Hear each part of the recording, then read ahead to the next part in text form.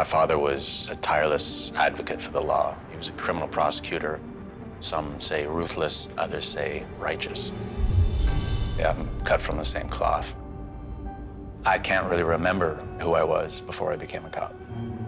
It's my job to make bad things happen to bad people.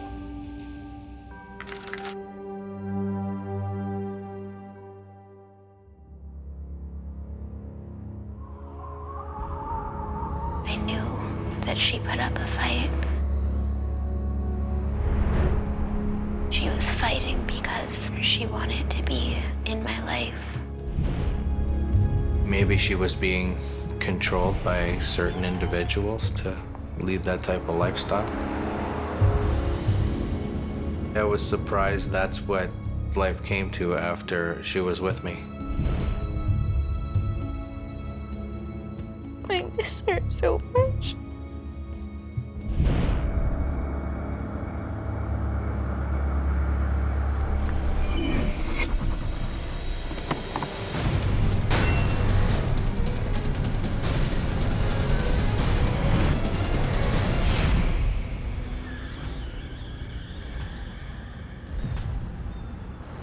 She meant everything.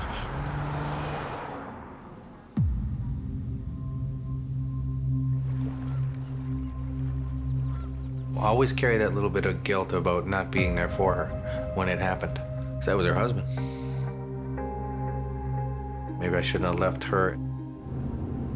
I'll always have this void in me, and I don't think anything will be able to ever heal that. I can't imagine what it's like not to have a mother.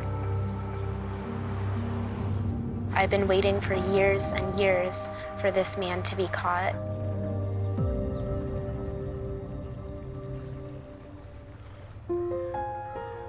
Tell me how you and Nadine met.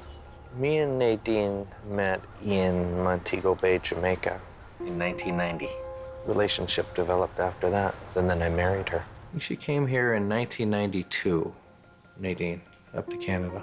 When we found out Nadine was pregnant, everybody was happy. It was a great time. I would say Heather would be about a year old before things started to fall apart. She wanted to move to the Jamaican community. Beyond that, you had no idea what she was up to, who she was with, what she was doing. I had no idea of anything. I was surprised that she didn't try contacting her daughter at all. In meeting Paul and Heather today, we're hoping to get a better sense of who Nadine was. There's so many unanswered questions. So, Heather, I'd like to ask you about your mom. I remember feeling like, where is she? I didn't know what it was like to have a woman to talk to. It was pretty hard growing up. She's so sweet and so broken. Nobody can replace your mother. And it's just that much more brutal to now see what this has done to people. What I want is just for justice, like her murderer to be caught, and it's just been a horrible journey. It's been 14 years. We've been waiting for somebody to, really take this serious. It's our hope that we can start to bring the resolutions that you're both seeking. It's overdue. Huge overdue. Paul and Heather both know there's elevated stakes in this case. They're both clinging to some very idyllic, very happy memories of Nadine. This case may turn over stones that they don't want turned over, but it needs to be done. I've been a cop and a professor of criminology for years, and I've used that experience to assemble a squad of civilian subject matter experts. They must approach each case completely unbiased, to not box themselves into conventional thinking, to bring fresh eyes and new technologies to the table. Their job, and mine, is to investigate the coldest of cold cases, the murders that time forgot.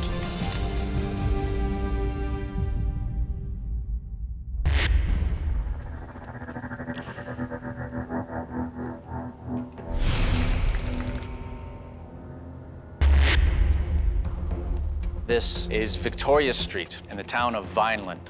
On May 8th, 1999, two cyclists make a grim discovery of an adult female, partially clothed, black, 5'4", roughly 130 pounds, painted toes and fingernails.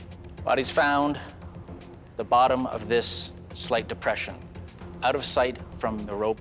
But beyond that, nothing is known. I feel sadness that somebody would toss you on the street. That makes me sad about people. Check of fingerprints on the local database, as well as against immigration records, missing persons databases, all came back negative. For weeks, she remains a Jane Doe. Police took the unusual step of releasing to the press an image of the victim's face taken in the morgue. You don't see a morgue photo too often.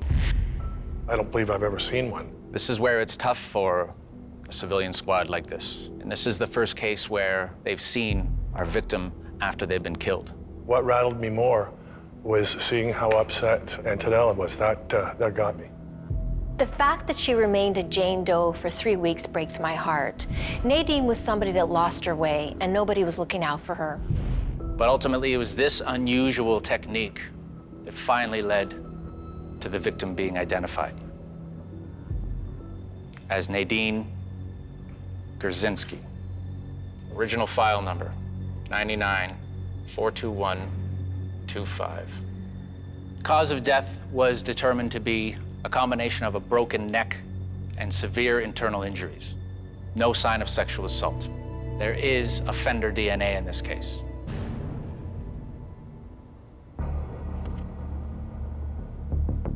Mike, what more do we know about Nadine? We actually know very little.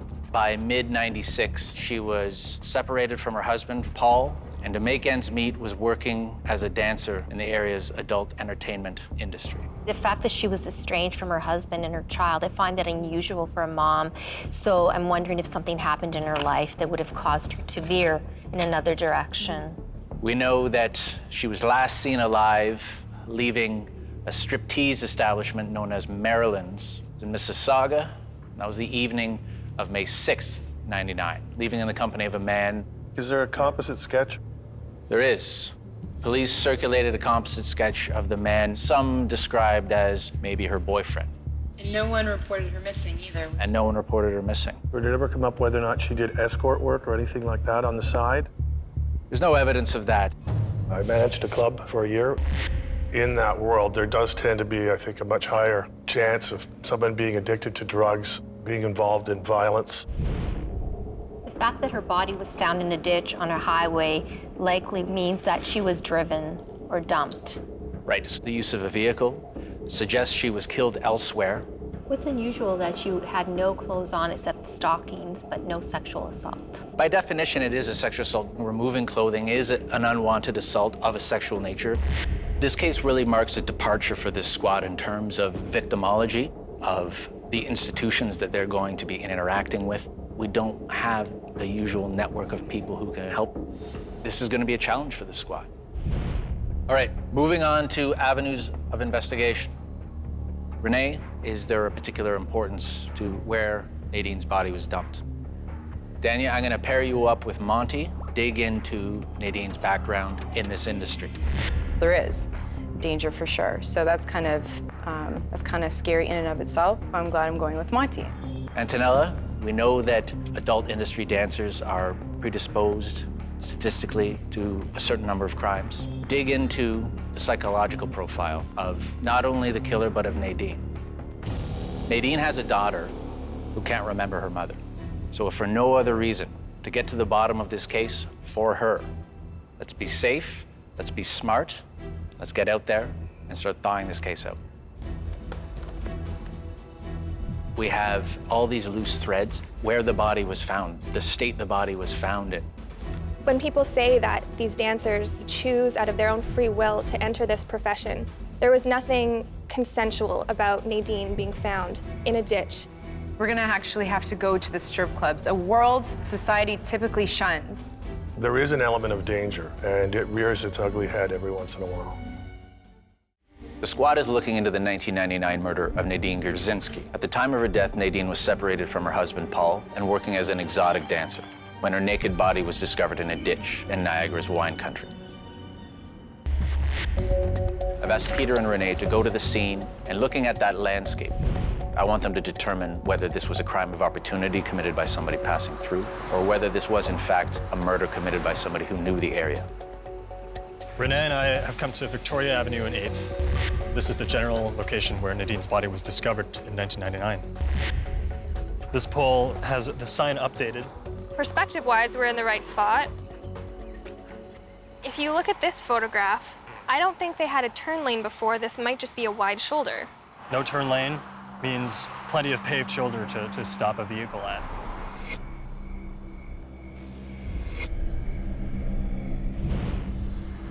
The accessibility by road, how concealed her body would have been, it makes sense as a dump site. So Peter, Yeah. just while I was taking some photographs, I was trying to look for potential witnesses. And my best bet so far is those buildings over there.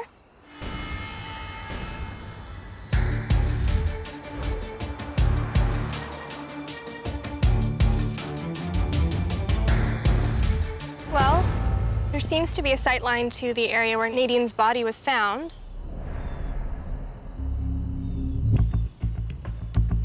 It's an unsolved murder. Just a body found just up the street here on 8th in the ditch. In 1999, would the traffic patterns be fairly similar? Traffic has always been busy on this road, on Victoria. Okay. They did circulate a photograph of a person of interest to the police at the time. Does this face look familiar to you at all? I don't recognize him, no. Okay. Richard's grown up in this area. You would think in such a small community a murder would be a big deal, and it very clearly isn't, which to me may be attributable to the lifestyle of the victim. So perhaps one of the reasons that there were no witnesses or so few leads developed is because these girls didn't get the publicity that they should have. I do remember there's a few other instances like it around this area. I believe Nadine was on 8th, and the other one, I don't remember her name, but she was on 7th. How far apart were those two murders? That one would have been around 2005, 2006. Seems like quite a quaint, small town, so it's surprising to me that there are other bodies found nearby. That's something that we'll have to look into, the pattern and timing of the other murders and how those bodies were left.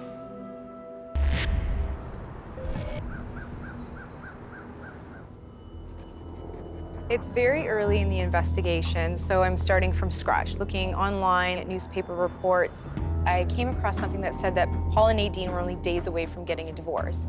Kind of makes me wonder if he was ever considered a suspect.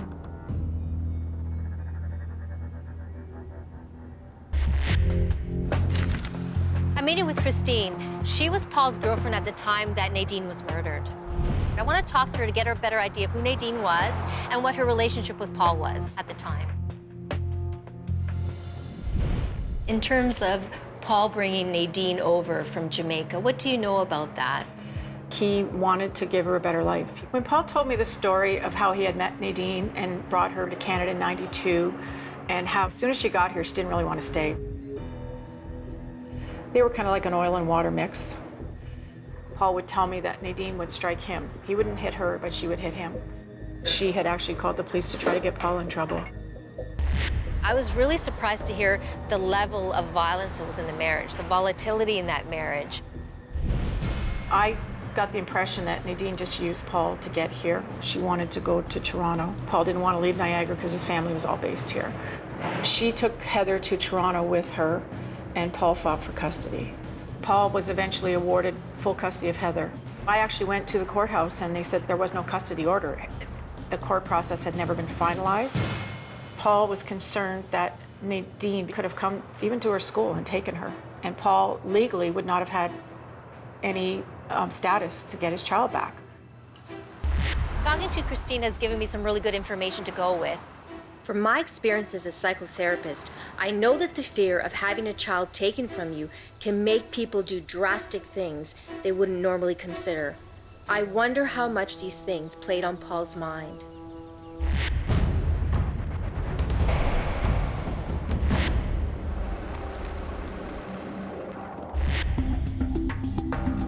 Richard at the auto shop mentioned a second body discovered not far from where Nadine was found. I found that address for the second body. I'm going to send you the information so you can plot it on the map. Send away.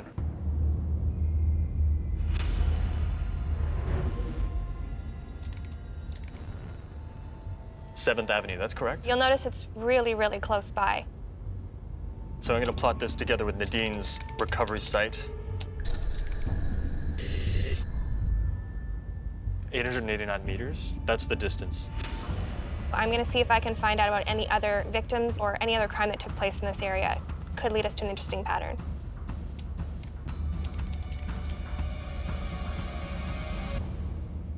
Get a look at this. What have you got? Nadine's body was found 55 miles from where she was last seen alive. But what's really striking here, I've plotted the distance from these bodies to Paul Gurczenski's place that both dumped 11.5 miles from Paul's home. It was very surprising to hear that Nadine and a second victim were so close to Paul's home. This is rather significant because any other landmarks that seem to be relevant to this case in Nadine's life are much further away. Can that even be a coincidence? The squad is looking to help determine who murdered exotic dancer Nadine Gurczenski in 1999. I've asked them to explore all possible avenues: transients, truckers, johns, and pimps. Antonella has discovered that Nadine's estranged husband, Paul, was afraid that she was going to try to take their daughter, Heather, away from him. Further to this, both Peter and Renee have discovered a second victim, disposed of in the same area and in similar circumstances, both 11.5 miles from Paul's house. I need to speak further with Paul. Was he ever evaluated or considered a suspect? When's the last time you had any contact, direct or indirect, with a police investigator? Oh, with an investigator? Yeah. A couple of years ago, we hired psychics, and the detectives came and they followed every lead. Do you remember what some of those were? They were looking for a truck driver, somebody with a bite mark on them, stuff like that. Given what you knew about Nadine, how would she have ended up in a car with somebody or in a situation with somebody who could have done this to her? She would have gotten in a car with a complete stranger. She had the feeling like nobody was going to harm her. I don't think there was a fear there. If things went bad, what would she have done? She would have fought, for sure. I know she was a strong woman. Like, not just strong, but strong.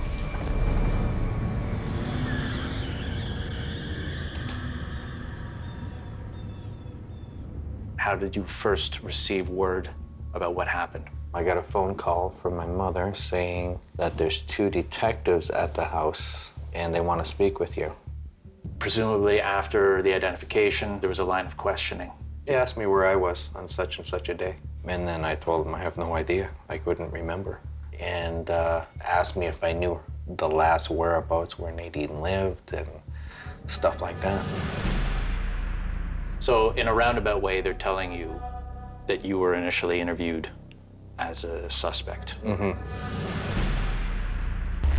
I'm not surprised that the police questioned Paul quite pointedly following Nadine's death.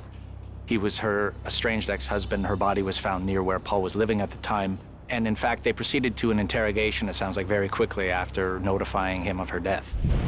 And are geographically profiling her final movements. She's residing in Toronto. At that time is a dancer in Mississauga and is found in Niagara region. If you triangulate those 3 locations, it's unusual. I thought maybe she was working here too. Would she have kept a second apartment, maybe just renting a room somewhere nearby? I thought the police said that she had an apartment here in St. Catharines. The revelation that Nadine was probably working around here and may have also had an apartment nearby could certainly explain why her body was recovered so close to Paul's house. Either way, we'll need to verify that information. Take us through the first hours of the original investigation. They went and took DNA from me. Did they tell you why? I can't remember. Did they tell you they took yours to exclude you? I don't think they said one way or another. Did they ever formally then tell you, we've cleared you? I don't think they ever said that.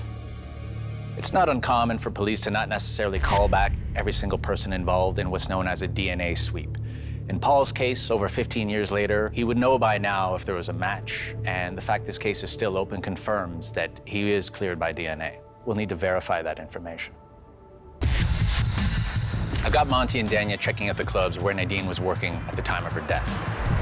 I like the male-female pairing, considering where they're going. There may be a lot of people in this industry who will talk to one and not the other. By putting them together, you really enhance the best characteristics of both. Maryland's strip club was actually the last place that Nadine was seen leaving, which was her place of work.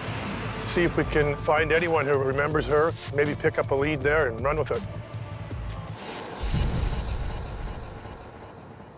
Well, it's obviously not here anymore, but perhaps we can go canvass some other strip clubs. Have you ever been to a strip club before? I have, so I know what to expect. A lot of the dancers, they tend to move around. It's most probable that she danced at other clubs.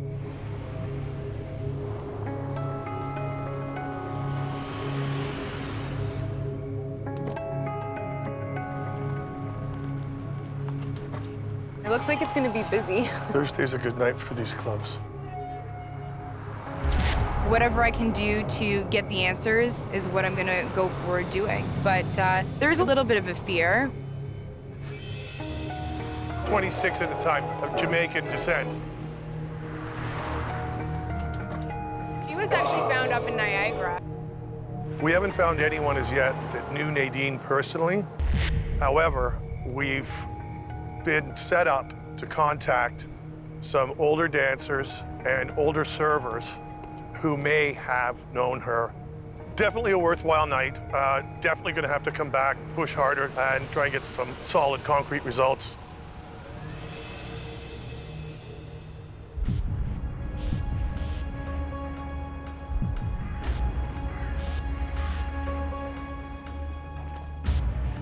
Preliminary action items. Antonella, let's start with you. I was tasked to research findings on men that frequent strip clubs. The research that I do have was based on a study conducted by a former stripper. Now, she was a stripper for 13 years. Now she's a district attorney. What I found was quite disturbing. These men will not only attend the strip club, but they will also follow them in their private lives. They'll go to their homes, they'll go to the fitness clubs, they will follow them to the daycare. They've even had guys break into their homes and take underwear and family photographs. It sounds like what are known as stranger obsessional stalkers. So someone who has and develops an imagined relationship with an acquaintance or usually a stranger and has a fantasy-based relationship with this person. In the adult entertainment world, the overwhelming majority of the clientele don't cause any problems. Sure, there's some creepy people that go there, but that could be said about anything, perhaps a slightly higher percentage. Renee, you were going to look at similar victims. In only a 10-year span, I've identified at least 7 other women who had similar high-risk lifestyle characteristics to Nadine, who have been murdered and their bodies disposed of in this Niagara region. Over a 10-year period, Nadine plus at least 7 others, all with similarities in terms of victimology and at-risk lifestyles. Correct. I hear stats like that, and I think of cases like the Highway of Tears and Robert Picton's victims. Robert Picton is the former British Columbia pig farmer, now serving a life sentence for the murder of 7 women. He confessed to a cellmate, who was actually an undercover police officer, that he had murdered 49 women. And you can't help but think serial. Renee's uncovered this cluster of unsolved killings. You think the worst case scenario. This may just be the tip of the iceberg. Squad and I are examining the unsolved 1999 murder of Nadine Gurczenski, an exotic dancer whose body was dumped in a ditch in the Niagara region. While they're not professional detectives by trade, the squad has been working hard to unearth new leads, and they've discovered that Nadine's estranged husband, Paul, had his DNA taken by police during the early stages of the investigation. I, in turn, have confirmed that through DNA, Paul was eliminated as a suspect in Nadine's death.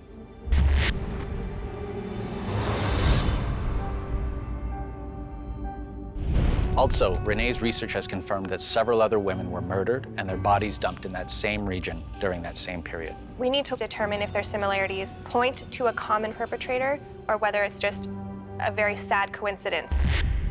Renee, I'd like to hear more about these other 8 women. What do you have?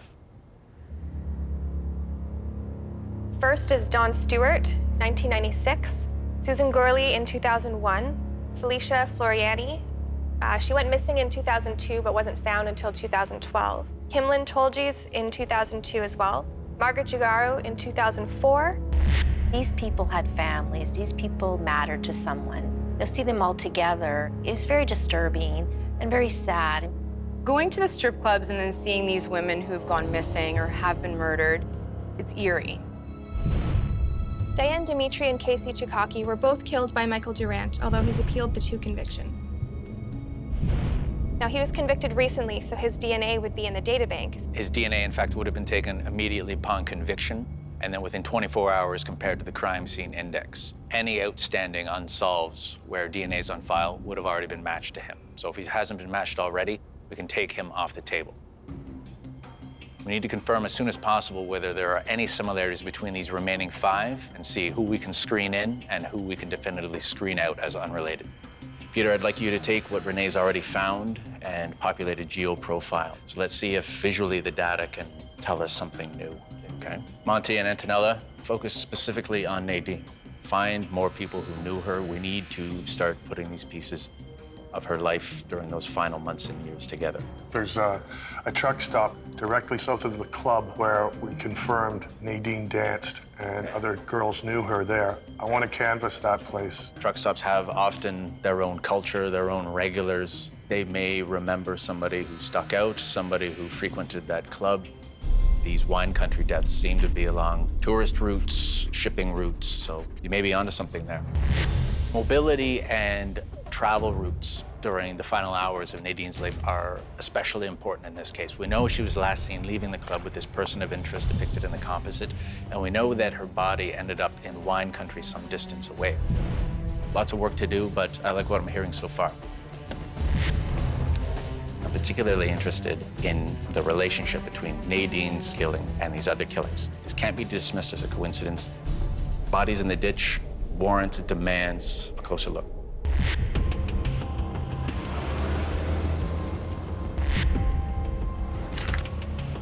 Nadine's body was found in Vineland an hour and a half from where she was last seen. So obviously, someone with wheels. There's a lot of people that hang around truck stops looking for rides. They call them lot lizards. They have no idea who they're getting in a truck with. And I just wonder if there was any drivers that were known for picking up women and targeting them specifically. Does that look familiar to you, that person there? Not really. Perhaps you can help me. What's up? Investigating a murder that occurred in 1999. And she was last seen leaving a club, Maryland's, not far from here. Most of the people I've canvassed and spoken to weren't around in 1999. One of the servers told me there's a fella who drives dancers around all from club to club to club, and I've left my phone number. Perhaps he'll contact me.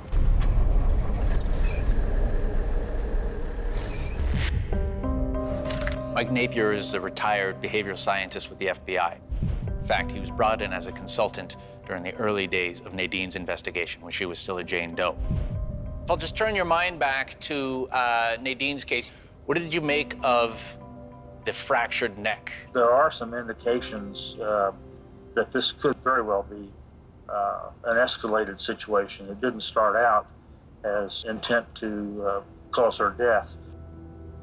There are indications that she was volatile, that she would say things inappropriate, but that could trigger great emotion from the person she's with, which leads to some assault on her. Obviously, he wants to hurt her. He wants her to feel the pain. I don't see most of the elements that typically accompany a sexual homicide. There's no sexual intrusion, damage to the face. When you're examining behavior, one of the things you want to look at is what's not there. The aspect of no damage to the face, for example, could suggest that there's a relationship between the offender and the victim, and that he protected the face because that's earning power. And if he is in a position to be sharing her money, her proceeds, then he doesn't want to damage it. The lack of damage tells us that that's intentional. Nadine's death was likely the result of an escalated dispute, whether a verbal argument or a physical confrontation stemming from some sort of sexual encounter gone south. Either a rejection or a dysfunction. Either way, this is some indicator of the offender and Nadine having some kind of relationship.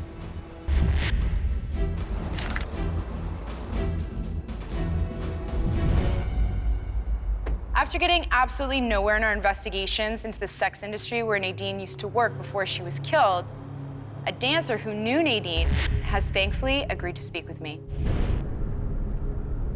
I knew her as Samantha and Melissa. Did she have any regulars or customers that she had that would always come in? That I would not know.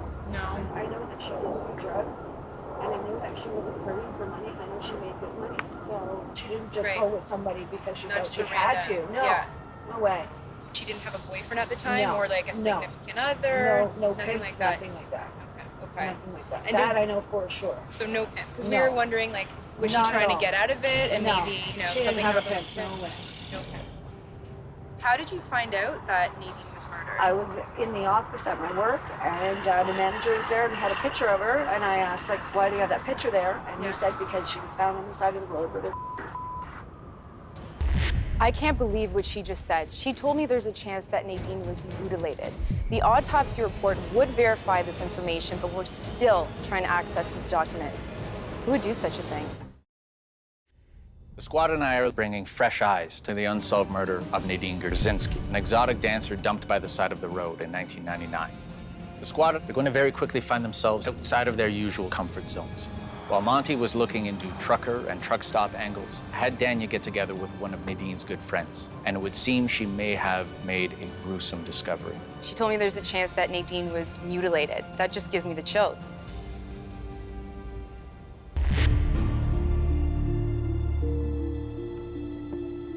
I've asked Peter to tabulate a series of potentially related killings in and around the Niagara region. It's clear that we need to be looking for other victims bearing similar injuries so that we can try to find points of comparison to Nadine's killing. So we see a map of the Hamilton region up on the smartboard here. Now, there have been rumors of a serial killer being active and targeting young women in the Hamilton-Niagara region, but Of the 7 women, we've been able to rule out 3, which leaves Dawn Stewart and Felicia Floriani for us to compare to Nadine. the connections, in my view, are strongest amongst these 3. Here we have the body of Felicia Floriani. It's about 30 kilometers drive from Victoria Avenue and 8th Avenue. She was fully skeletonized by the time they found her remains. It's difficult to say whether the cause of death is even known. A few kilometers southeast of where Nadine was discovered is the body of Dawn Stewart. Now, this predates Nadine's case, 3 to 4 years. What do we know about this case? Dawn's case is still unsolved, other than the fact that she was also working in the sex trade and found in a ditch. We don't know very many other details to compare the 2 cases. Here in Niagara Falls, on the other side of St. Catharines, is where Dawn Stewart was last seen. This is significant because we've got a similar distance covered. Location last seen versus where found. Yeah. 3 unsolved within a 7-year period. All ditch or floodplain dumps, all in wine country, all female victims. I'm not saying this is the same person, but in Dawn Stewart's case, find out who her family was. The bottom line is we need to find out if she had been similarly mutilated, and if so, is there a potential connection to Nadine's death?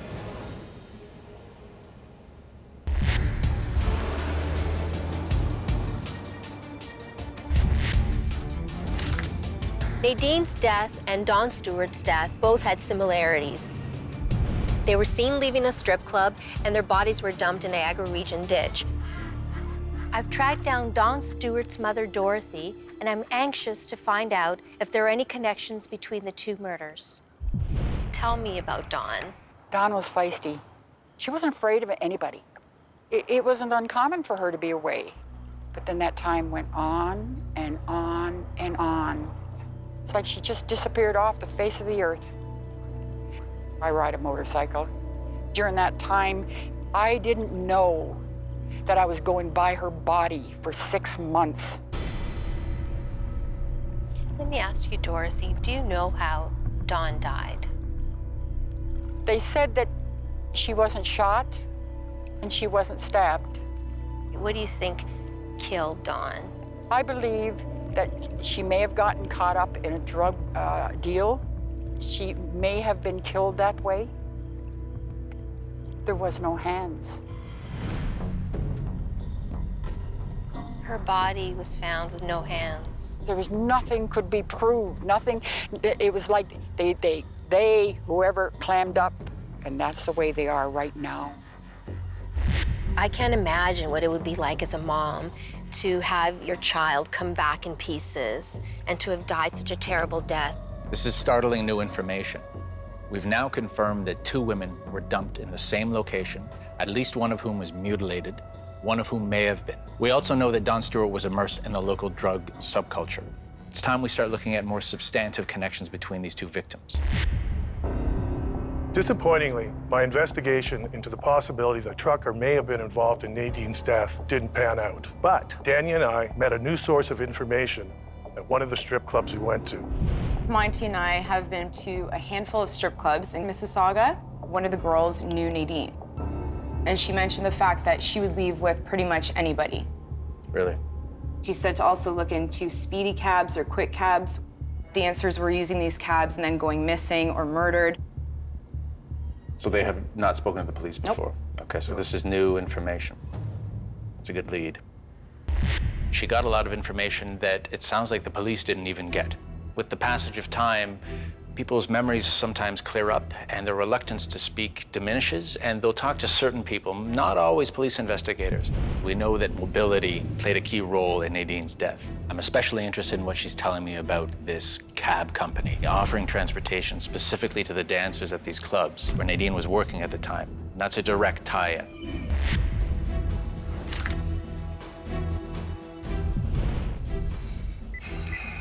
Yeah, it's Monty. Who do we know from Niagara Falls?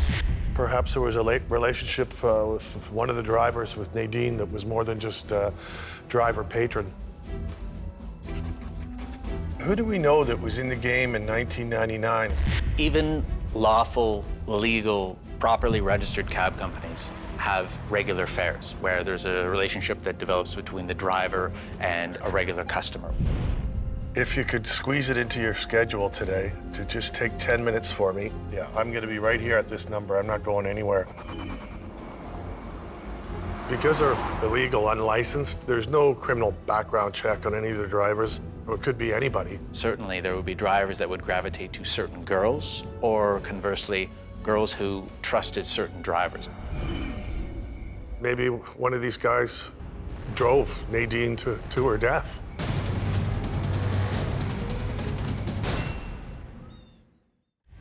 The squad and I are looking into the unsolved 1999 slaying of exotic dancer Nadine Gurczenski, and the information we're uncovering is bringing us deeper into the dark underworld of the strip club circuit. We're finding connections to illegal cab companies, potential connections between long-haul trucking and highway killings, and even organized crime as having potential connections to Nadine's case. We've come as far as we can, so final action items to report in on. Renee? Well, I reached out to an organization called the Sex Professionals of Canada. They maintain a website that, among other things, publishes a bad date list, which reports from either prostitutes or dancers, men who've enlisted their services and either treated them poorly, sometimes even assaulted or attacked them. They have agreed to publish her photo, details about the case, and a contact number for us. In this particular case, that may end up being very useful. Monty, what were you able to find out with respect to this unlicensed cab company? Well, speedy cabs, it turns out, is just a generic term for unlicensed taxis. No insurance, no licensing fee. You don't have to pay the owner. People who drive them tend to do it only for a short period of time. It's mostly out-of-work guys who had wheels. There was no real way to track them. And then there was a big crackdown. Apparently a lot of drugs were being moved around Niagara Falls region using these cabs. There's also one of the owners that we spoke to at one of the strip clubs, and he mentioned that these cabbies advertise their business by going into the clubs, distributing their business cards to the dancers, to the bar staff, that kind of thing. So that's where they got the influx of all their business. So unlike a conventional cab where drivers are required to actually attend a police station to have fingerprints taken, background checks are done. We have no real idea who these guys were. No, it's all underground stuff. I mean, that remains, as far as I'm concerned, a viable area to investigate. So these illegal taxis ferrying girls around the area, back and forth between Mississauga and the Niagara region, could have played a role. Who did these guys run with? Who did they work for? We have two girls who turn up dead along the same stretch of road. It's definitely starting to look more and more like there may be an organized element, organized crime in particular. We faced an uphill battle in this case from the get-go. Thank you again for all of your diligence and commitment and patience. By nature of the cases we're taking on, these have all been unsolved for, in this case, something like 14 years. So they've withstood the test of many skilled people. And we can't always provide answers to the family, no matter how much we want to. The civilian squad has really done a great job with this file, as far as I'm concerned. Everyone has really pitched in and unearthed some new information, or what we call probative facts. Information that can light a fire into this case, give it new momentum, get it moving again, that can be carried forward and used. The squad can take this case no further, and the police have received our research and analysis.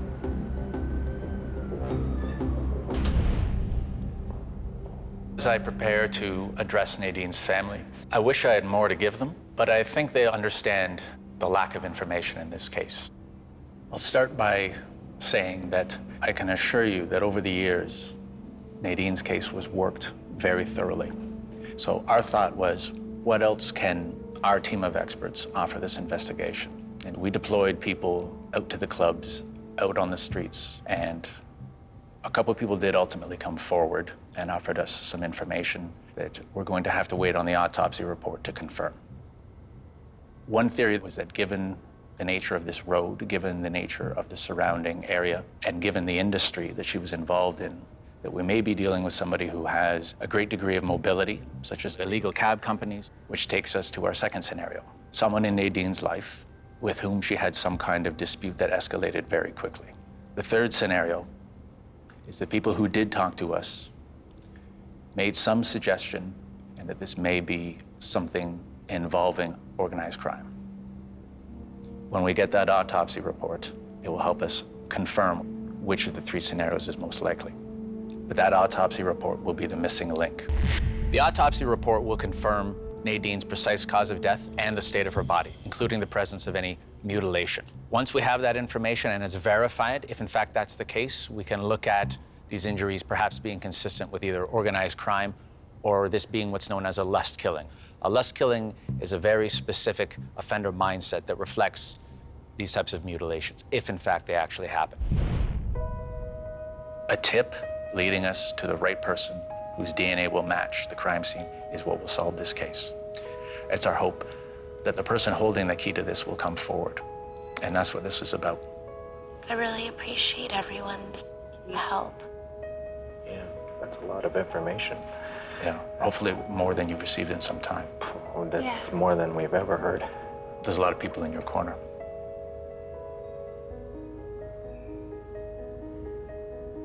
It gives us, me and Heather, a lot of hope. I feel it's good to know new information and that people are working this hard to help. It gives me hope. So thank you for trusting us with this case, and I'm looking forward to what the future brings. Thank you very much. We really do appreciate everything.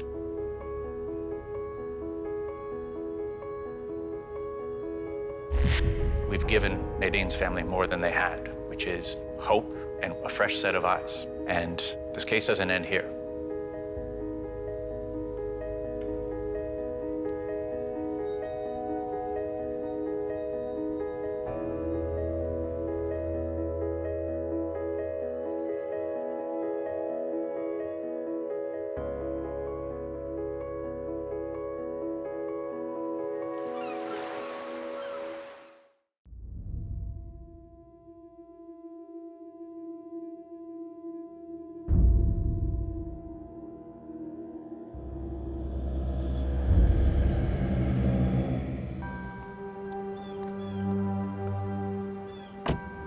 My father was a tireless advocate for the law. He was a criminal prosecutor. Some say ruthless, others say righteous. Yeah, I'm cut from the same cloth. I can't really remember who I was before I became a cop. It's my job to make bad things happen to bad people.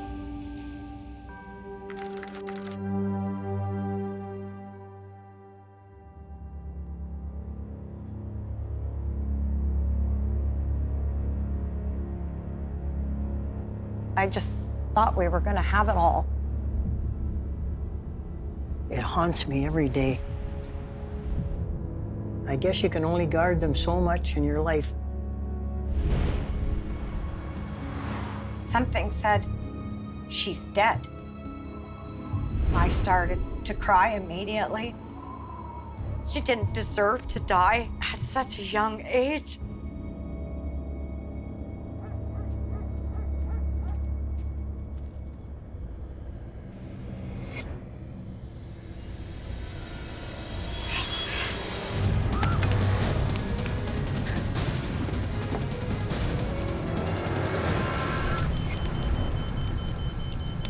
Somebody needs to pay for it on this earth, so I don't have to wait for them to burn in hell.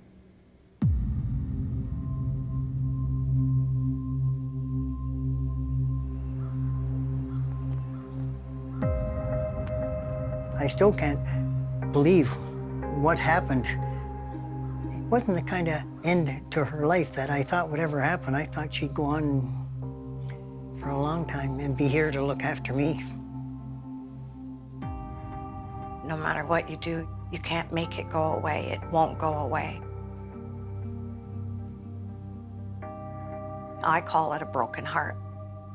Somebody brutally murdered her, and they didn't pay anything for it.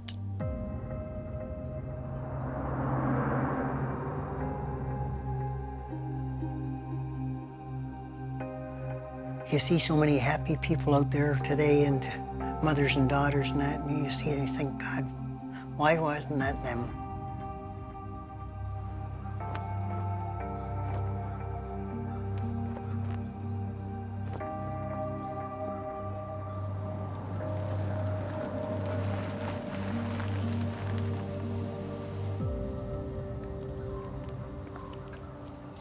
Hi, Ray. Hi, welcome.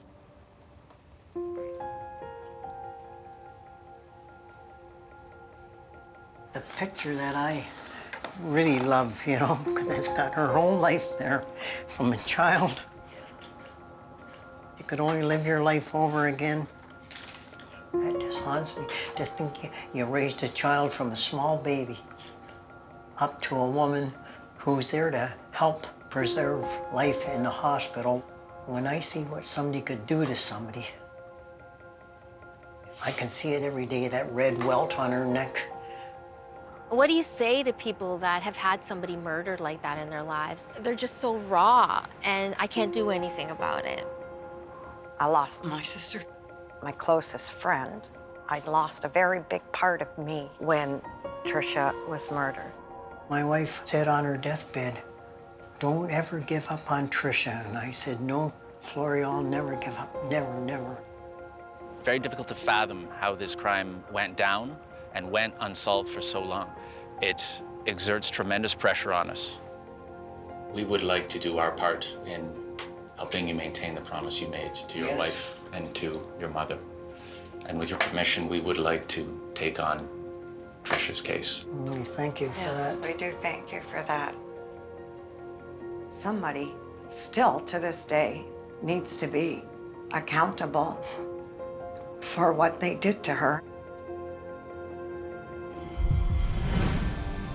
I've been a cop and a professor of criminology for years, and I've used that experience to assemble a squad of civilian subject matter experts. They must approach each case completely unbiased, to not box themselves into conventional thinking, to bring fresh eyes and new technologies to the table. Their job, and mine, is to investigate the coldest of cold cases, the murders that time forgot.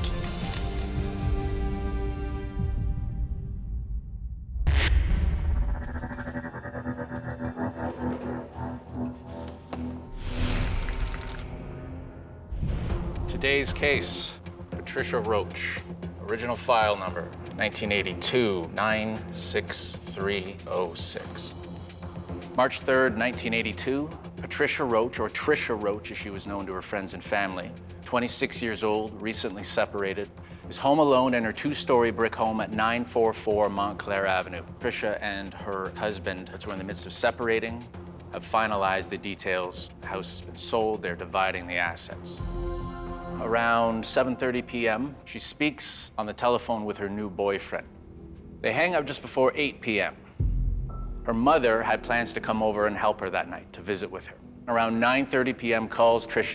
She gets no answer.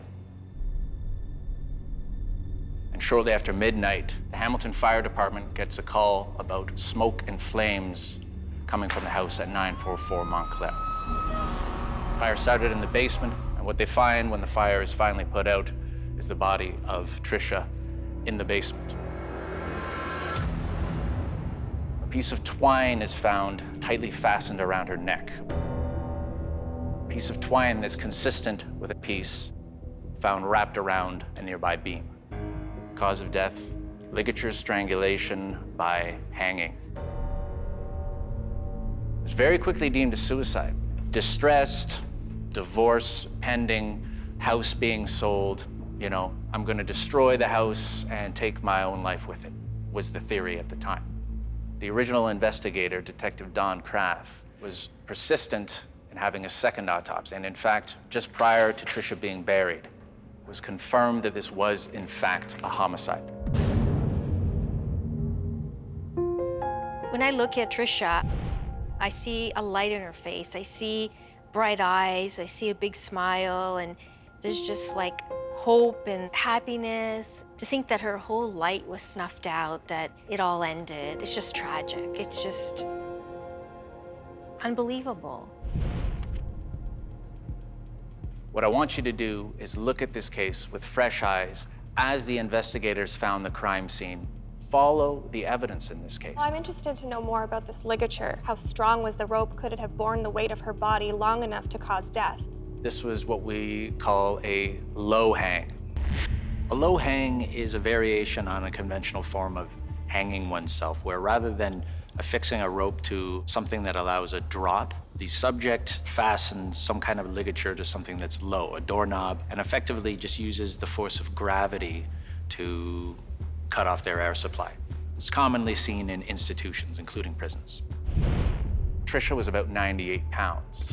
Whether a low hang would work in this circumstance, that's gonna be one of the things you're gonna have to test through experiments. Was she depressed? There's no evidence she was depressed or despondent. We do know that there was a major change afoot in her life. Was it acrimonious divorce? The selling of the matrimonial home was done somewhat peacefully. All assets were separated, so there would have been nothing lingering between any lawyers or that kind of thing. Is that correct? She was about to move out. The house had been sold. They were dividing the assets, and they were both moving on. About half of all female murder victims in Canada are killed by a former or current intimate partner, so it'll be important to explore Trisha's relationships. It's natural in a case like this to jump to the conclusion that an ex-husband, an ex-partner of some kind is responsible. But it's important to not get tunnel vision here. We hear all the time about tunnel vision derailing investigations, and then it's too late to come back to them. Trisha's former spouse had an alibi that was verified. We want the evidence to speak for itself. All right, initial avenues of investigation. Renee, I'm gonna have you start with the preliminary police investigation. Peter, depending on what Renee is able to get from that, I want the two of you to replicate the hanging. And I want to focus specifically on the ligature and the position of the body. What can we learn from these two indicators? Okay. Dania, I want you to look at demographic data with respect to suicides among females in the 80s, in and around Trisha's age. And Tanella, I want you to get to the bottom of what was actually going on, not only in Trisha's life, but in her mind. There's so many unknowns in this case. You need to keep your head up and your wits about you. Trisha Roach's case is perplexing. You've got a staged suicide with no sign of forced entry. The house was burned to the ground. I can't even imagine the hatred this person had towards her. There's so many layers to this case, such complexity, and such, for lack of a better word, cruelty in its design. I've never seen or heard anything like it. My civilian squad and I are investigating the death of Tricia Roach. When firefighters first responded to reports of flames at her home and found Tricia's body in the basement of the house, the initial assumption is that she had committed suicide. Upon further investigation, it was revealed that Tricia had in fact been murdered. Over 30 years later, we need to start the investigation again from the ground up, and that means my squad looking at Tricia's death the same way investigators back in 1982 looked at it, as a suicide. I'm meeting with suicide expert Carol Lutovsky to see if she can help me understand what compels a person to take their own life, and whether or not the manner of committing suicide in Tricia's case is consistent with how and why females kill themselves, or if it just doesn't make sense. What were the methods that female would use for committing or attempting suicide back then? Primarily, women have used softer means. Right. And hanging in the way that you've described with a fire after, back in the 80s, probably would have been unlikely for a female because it was such a violent means of death. The fact that she was a nurse and had access to medication, that would have, in some respects, been a likelier scenario around a means of death. Okay. And is it common for a suicidal person to try and cover up their tracks, let's say by starting a fire? Covering up how you chose to end your life, that's a situation I haven't encountered in my work. Based on Dr. Lutovsky's insight, it seems unlikely that Tricia killed herself. However, other squad members are chasing down the same question, but looking at different angles. The girl's name was Patricia Roach. I'm just canvassing the neighborhood and see if I can find anyone who knew her. This is her there. Hey, how you doing? She was a nurse. I recognize that picture. I was at that scene that evening. Yep, I'm a retired firefighter. Do you mind if I join you for a moment? Sit down. When you got there, what was the situation? Well, Patricia was hanging in the basement, and a fire had been set. Did you ever hear any details of the fire, like an accelerant or anything like that, of how it was started? I can't recall that, no. Have you ever heard anybody talk, or any sort of theories or talk about what actually happened? I was led to believe that it was a suspicious death right off the bat. Is that right? There's not too many people around who remember Tricia's death, but of those who do, they all seem to think something was wrong right from the beginning.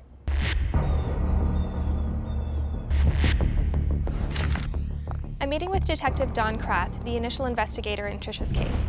I want to find out more about what convinced him that this was not a suicide, and see if he can recall any other details that can help us move this case forward. Although probably 95 to 99% of hangings are suicides, this one just didn't have the right smell. So is this fairly consistent with the type of twine that was found around her neck? Exactly the same type. What was the nature of the knot? Just an ordinary type of knot. Anybody could have tied them. Okay. Can you describe the position that you found her body in? It was on the basement floor in 2 to 3 inches of water, face down. Her arms were beside her, by her side. Okay. And she was below hanged. Was that something that you'd seen before? I had seen low hangs before, but in almost all the cases, the hands were in the upper position, almost as if he was trying to stop himself from hanging. I never saw anybody with their arms flat. Do you mind just sketching for me how you found her? There was a stud here. I know Monty found a first responder, one of the firemen who attended the scene. It'll be interesting to see if Detective Krath's recollections are similar to his. There was a 2x4, about 2.5 to 3 feet off the ground. And this is where the knot was. Okay. And this is her. She had been suspended up. I see. Detective Krath's observations certainly seem to point to an elaborate staging of a suicide. Now we'll need to confirm that for ourselves. Before Tricia and her husband separated, Tricia's father-in-law had started framing in a basement rec room. In the same basement, in fact, where Tricia was found after the fire. I've got Renee meeting with a licensed tradesman to recreate the precise framing job, the schematics in which Tricia was found. This is the scene that we've reconstructed. We've also got a dummy here to approximate Tricia. just see if it's really possible for her to have put herself into that position and to think about whether this is really possible to be a suicide. Now, looking at this, the body is prone, face down. This defies everything that I've seen, and I think we know about low hangs or hangs from a seated position. Typically, the body will end up supine or face up because of the way they need to be seated. What we need to do now is apply the ligature and see if this is even physically possible. So I'm gonna support this up some distance. The recreation of Trisha's death with the dummy hit home and ripped the heart out of me. There was a certain amount of slack. It wasn't tight to her neck. So I'm just going to let it go. Yeah, just release the weight of the body. So this approximates the final position in which she was found once the firemen entered the home. That face down position is also very atypical for a low hang. In addition to that, we have an additional second problem with the movement of the ligature post-mortem. So the one through her mouth started in her lips and descended kind of inferiorly as it moved posteriorly. And the first and strongest ligature mark is described further down her neck, and again, its trajectory descends towards the back of the body. There needs to be an external force acting on that ligature for that to happen. It cannot loosen and then spontaneously refasten itself. Ligature strangulation, say an attacker from behind the victim, actually results in patterns much like this, where the mark, instead of coursing upward towards some suspension point, ends up going posteriorly and even inferiorly. The angle of the ligature in itself seems odd. The positioning of the body is equally odd. What is the probability that both of those occurred, coincidentally? If the intention was a suicide, why pick this? This is not a low hang. This is a no hang, because it didn't happen. We've conclusively verified the second autopsy, confirming once and for all that Trisha's death was in fact a homicide. We need to very quickly move forward and determine who would have had cause to do this. Looking at Trisha's case using this avenue, through the lens of the killer who staged this scene to look like a suicide, we're going to learn more about this killer than he had ever intended.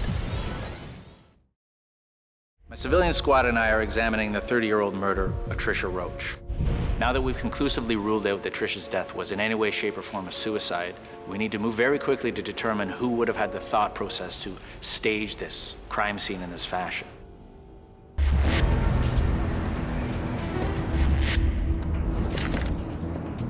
I'm heading off to meet Dr. Alistair Goodwill. What type of person would commit a murder and have it staged like a suicide? This is a very specific MO that reflects a very specific offender mindset. What I'd like to know about the murder is whether or not you think it might have been planned. They had the clear thought, at least, to try to stage the crime. So this is something that's happened maybe in the heat of moment, but they've kind of settled down quite quickly after and thought about the situation that they're in and how they're going to deal with it. I can't imagine how anyone could kill someone, even in the heat of the moment, and then take the time to think through and execute a fake suicide, and then go as far as to light a fire to conceal the crime. It all depends on that ability to be overcome with anger for a split moment, then calming down quite rapidly after and kind of dealing with the situation. From what you're saying, it seems like there was 2 stages in this murder. The first one might have been maybe a reaction to an argument, and then there was a second step, making it look like a suicide. What does that tell you? Well, staging is very interesting. We don't see it very often in homicides. What's interesting is the more staging you see, the more evidence of staging, the more likely that the victim knows the offender. I think one thing that they probably thought that the investigators are likely going to look at me as a prime suspect.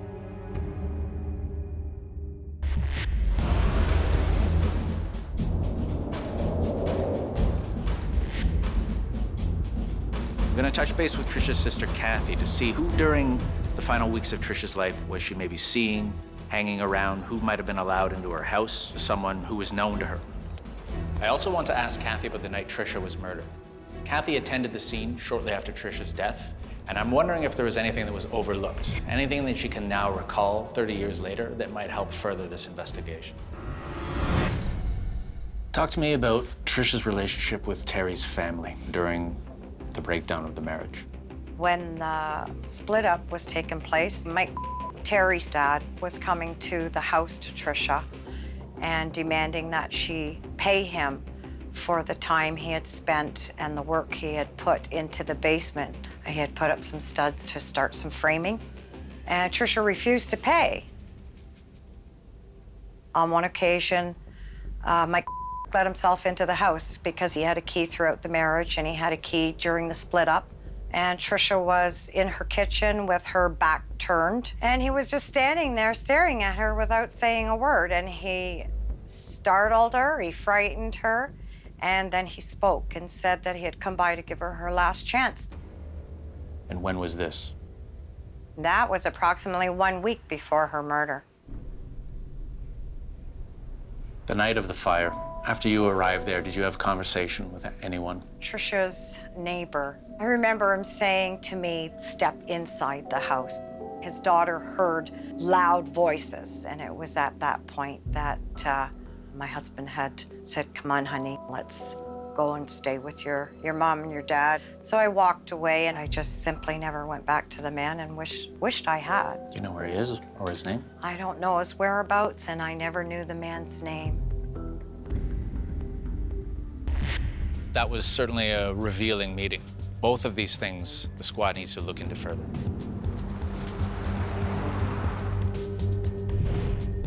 Antonella, bring it in for a sec. In my follow-up interview with Kathy, Tricia's sister, the night of the fire, the neighbor immediately to the left approached Kathy and said he had something important to tell her. I want to know who owned that house in 1982. I'm tasking Peter and Antonella with digging into old land registry records. What did he want to tell her that was for her ears only? All right? Sounds good. All right. I'm about to speak with Dr. Rex Ferris, who was at the scene of Tricia's murder and conducted both postmortem examinations. I'd like to learn more about the specific injuries that Tricia sustained and what that can tell us about the events that took place leading up to her murder. Did you uncover any other injuries during your postmortem examination? There were injuries to her face. Okay. There was bruising on the bridge of her nose and on the inner aspects of both upper eyelids. And then there were also injuries on her wrists. When you get injuries around the wrist on both sides, it's an indication that force has been applied to the wrists, and that usually means restraint. And the bruising on her face, was there any possibility that it was sustained after she had been hanged? The presence of bruising on her face occurred before she died. There were deeper injuries, including a fracture at the side of the nose, which clearly indicated that there had to be some form of assault associated with her death. I later learned that those injuries point to a left-handed killer.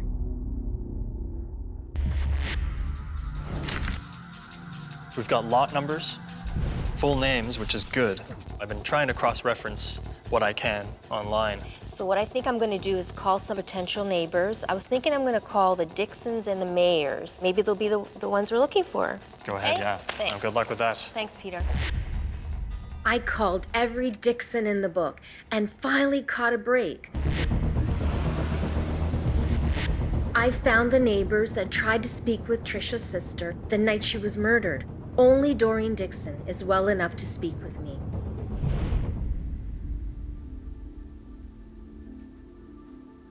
In terms of that night itself, can you tell me what you remember, Doreen?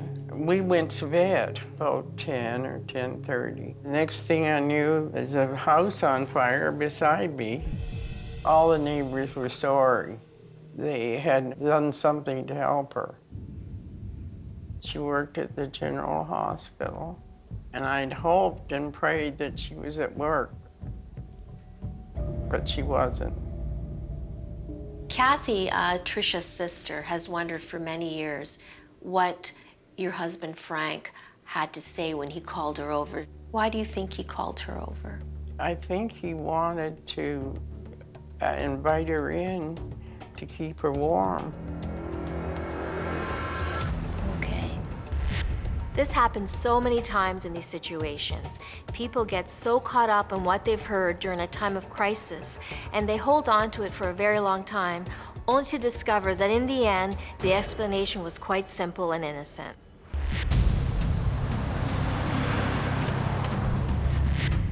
While I was canvassing the bars in the neighborhood where Terry and Tricia lived, bumped into a fella who said he knew them and agreed to speak to me, but privately. Thanks for taking the time. Can you tell me how you knew Terry and Trish? Huh? I knew him from the high school days. They were very close. They were, of any couples in high school, they seemed like they were real sweethearts. So can you tell me what kind of guy Terry was? What kind of a person? He seemed to be very level-headed. I didn't see any strange behavior with him at all. And when would the last time you would have seen him been? Like, how long ago would that have been? After the fire and all that. He told me about it briefly, and all he told me was that she was very upset about their marriage breakup, and she, did herself in and they tried to take him with her, make it look like he did it.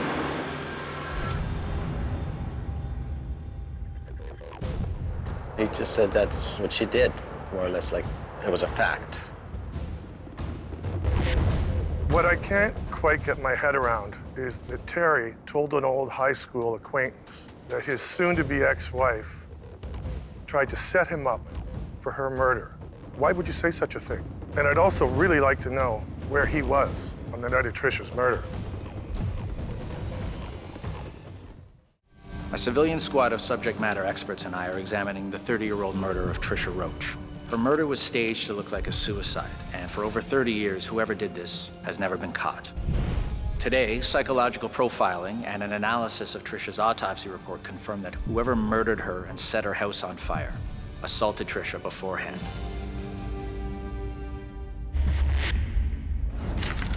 I have tracked down Tricia's boyfriend at the time of her death. That's the last person we know she spoke to. That conversation may in fact be key. I'm curious about how does he figure into this bigger picture, into this case. How'd you meet?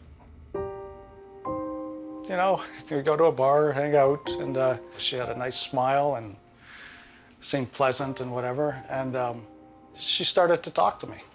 We just started talking. During those 5 months, how would you describe the relationship? I'd never really dated a woman who had been separated before, so it was a little tricky for me, old school Italian. Didn't know how my parents were going to deal with it, but I liked her so much that I pursued. Did the police ever treat you as a suspect, or? Oh, yeah. The detectives came to the plant a number of times, and they asked, was there any possible way I could have left during the lunch hour? The circumstances just weren't there. We had a public cafeteria. Everybody went in the cafeteria, and the phone was right on the wall. I was on the phone the whole time. Do you recall the last thing she said to you before hanging up? Yeah. Okay, Pumpkin. Goodbye, Pumpkin. We'll see you tomorrow. And I told her that I had to go back, and I would call her and see her in the morning. Give her a shout. And I headed back to work. Next morning, around 6:30, doorbell rang, and there were 2 detectives at my front door. They informed me that she died the night before, that evening.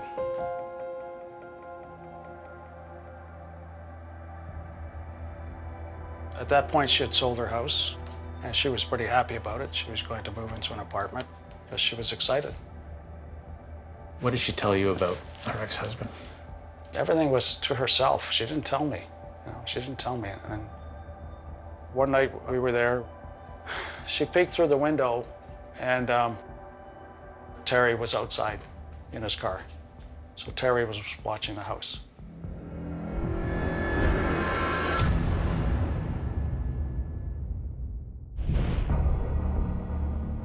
I'm tasking Monty with locating Terry, Tricia's ex-husband. I'm curious, number one, if he's locatable, and number two, if he's willing or amenable to sitting down with us and just discussing what he recalls generally about the circumstances surrounding his wife's murder. If you can find him, reach out to him. Don't ask him any questions about the case, not anything about Tricia per se. See if he's receptive to the idea of sitting down with us. Even though Monty is reaching out to Terry, I'd like Renee to ask the original police investigator on this case, Detective Krath, some questions about him and any other intimate relationships she had at the time of her murder. So based on your interaction with the family and the canvass of the neighborhood, and obviously your strong belief that this had been a homicide, did you have any suspects in mind then? It's usually quite common that who the first person you go after is the husband, the estranged husband, which we did. Was there anything that allowed you to rule him out? Terry he was living with a girl. She vouched for him that he hadn't left the house. My understanding was that Terry's father had done a significant amount of renovation work or was working on the house. All during the time in which I was investigating. The father had an alibi. Do you recall what that alibi was? He was out for dinner. She had to know the person. Yeah. She had gone out with an awful lot of fellas. We don't know who all the people that she did know. So what, in your opinion, is the only way that this case would ever get solved today? Somebody that provided an alibi at the time where somebody might say, I lied.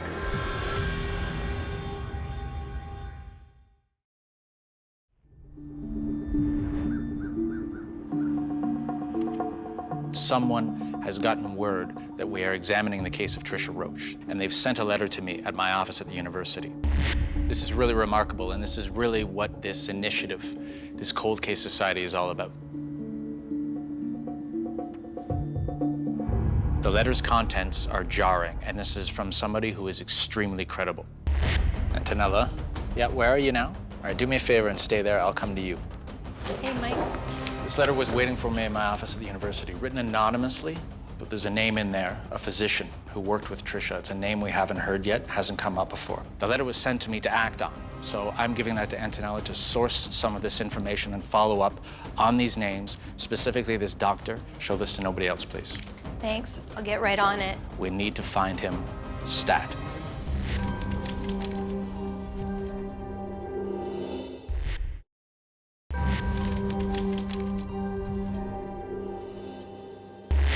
The 30-year-old murder of Tricia Roach is one of the toughest that this civilian squad has had to face. These squad members are not professional detectives, but they've already unearthed key information. We know that whoever killed her went to a lot of effort to cover up the crime. Her estranged husband and father-in-law both had alibis. We also found out she was working with a doctor. We need to find out more about him and what he knows. Time is ticking.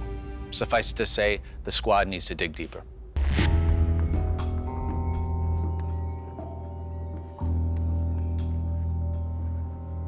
So your timeline? Yeah, this is consolidated from all our various sources of data. I've asked Renee to create a visual timeline of all the significant events the night of Tricia's murder. These types of graphic treatments, these visualizations of information, they're often very helpful in terms of establishing new insights. Because almost all the forensic evidence was destroyed in this case, time of death is impossible to narrow down. Instead, we can only estimate a range of times, and that means an equal range of possibilities. The other points that kind of overlap with that estimated time of death is when Michael, Terry's father, leaves his dinner and goes back toward Balmoral, where his home is, which is not very far from Tricia's home.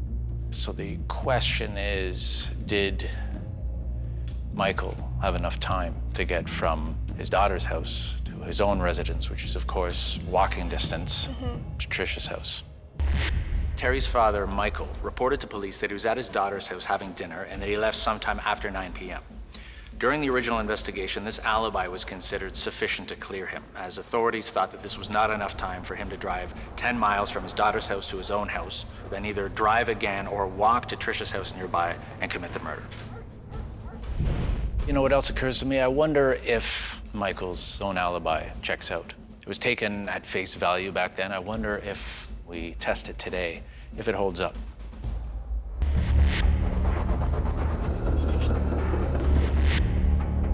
Tricia's death occurred sometime between 8 and 9:30 p.m. Michael left his daughter's house sometime after 9 p.m., so that would give him at most half an hour to get to Tricia's house and then commit murder. This is the house where Michael claims he had dinner Okay. on the night of the murder. He said he went straight home, so let's do the same thing. And see how long it takes us to get back to Michael's. Let's go for it. The route between Michael's daughter's house in Burlington to Hamilton, where Tricia was murdered, is just over 10 miles, and most of that is highway.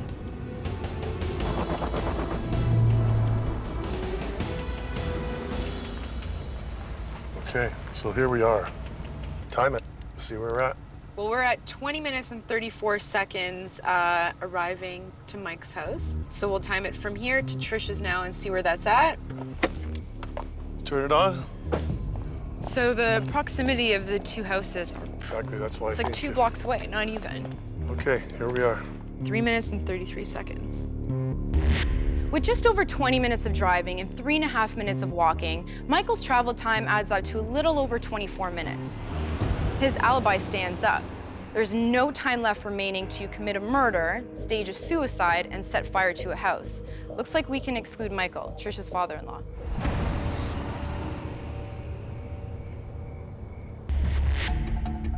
I'm going through a report that I obtained from Mike, and this report is really compelling. It gives me information on this male doctor that worked at the hospital where Tricia worked. And I've spoken to some sources at the hospital who tell me that this doctor, he had been violent on a few occasions after his advances had been rebuked. This is somebody that may have some significant information, and we need to investigate him further. I'm about to meet with Mike. He'd asked me to contact Terry to see if Terry was willing to speak with us. It's natural in a case like this to jump to the conclusion that a husband is responsible. Terry has an alibi, but we still want to talk to him to see if he has any useful information. So how'd you make out? Well, we didn't have any luck contacting Terry by phone, but we did manage to find out where he might be on a particular day. Right. So we went there, and he was there. Okay. We approached him, asked him if he'd be willing to have a chat with us about what happened of the incident, and he said no. So even though this initiative might help reopen this case, he wants nothing to do with it. He was definitive about that in your mind. He was perfectly clear that he doesn't want to talk to us, period. It's unfortunate that Terry has declined our offer to meet and to go over the facts in this case.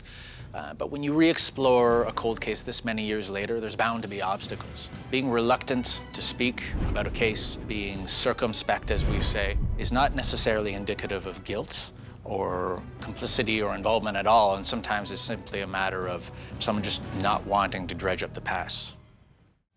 The civilian squad of subject matter experts and I have been pushing hard for answers into the unsolved murder of Tricia Roach. And we're left with 2 people who may hold vital information that can help us out, information that could blow this case wide open. One is Tricia's ex-husband, who has declined to speak with us, and the other is a doctor who worked with Tricia at the time of her death. So I've tasked Antonella with finding out where he is now and what he was doing the night of Tricia's murder. I'm going through a report that I obtained from Mike. There's information on this male doctor that worked at the hospital where Tricia worked. And this doctor left soon after Tricia's murder, and his whereabouts have not been confirmed, but we know he's not in Canada. I'm going to keep trying to track him down and hopefully get some answers.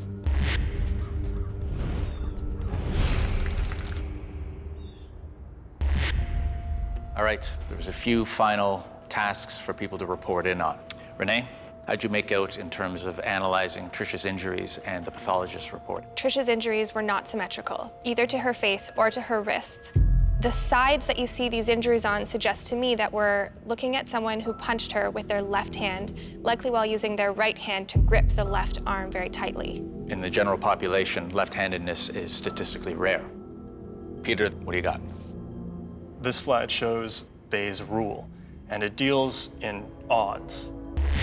Given the strong evidence that Tricia's killer was left-handed, this case is already an ideal candidate for analysis through Bayes' theorem. Bayes' theorem is a statistical method designed to determine the probability of an unusual event occurring. I've constructed an imaginary situation where a woman who was in a relationship has been found murdered. The core question that Bayes' theorem will answer is not who killed Tricia, but how likely is it that Trisha's killer was left-handed and a stranger, or left-handed and known to Trisha. And so the odds that someone Trisha knew committed this crime turned out to be about 117, 118 to 1. Now, we haven't factored in the left-handedness yet. We're looking at 10 times fewer possible people who could have done this, because 1 in 10 people is left-handed. These odds turn out to be about 1,177 to 1. So that fraction translated into percentage is 99.92% likelihood is what you're saying. That's right.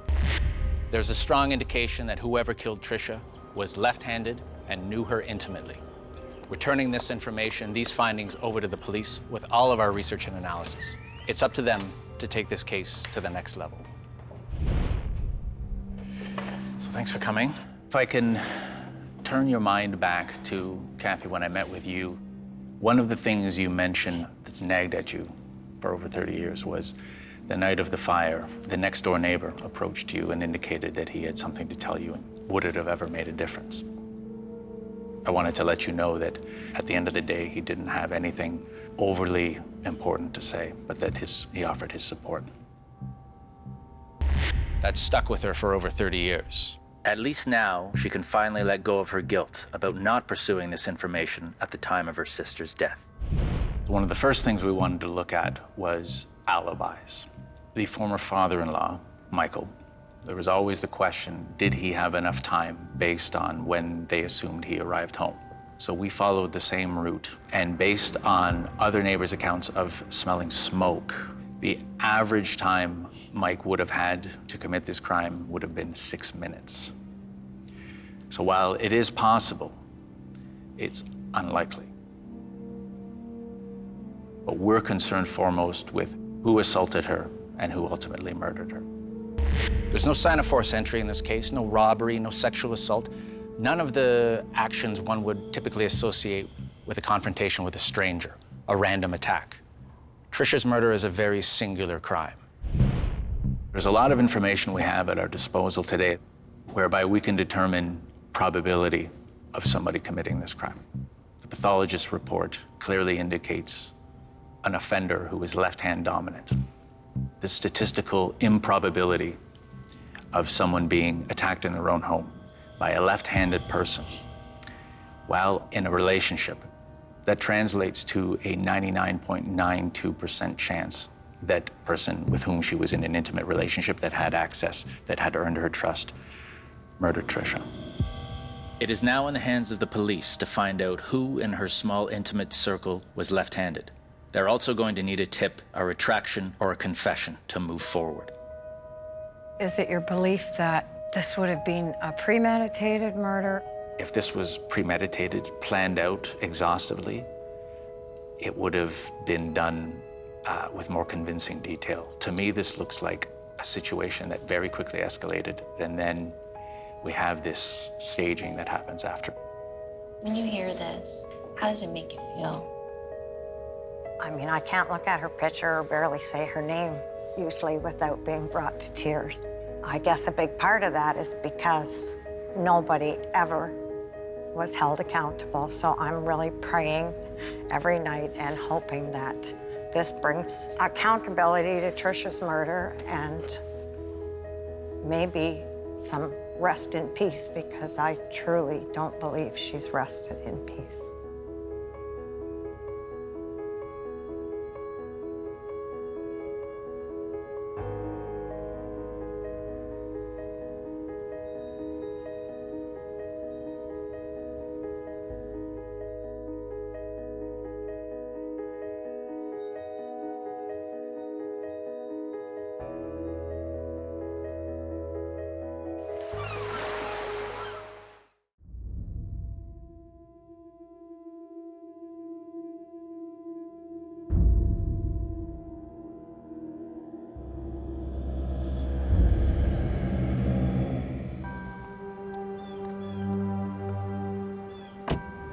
My father was a tireless advocate for the law. He was a criminal prosecutor.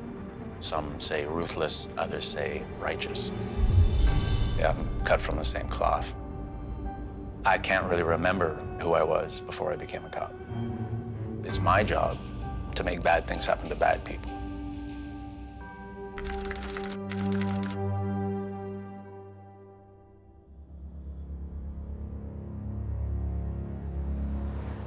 Wasn't like Grampy to just up and disappear.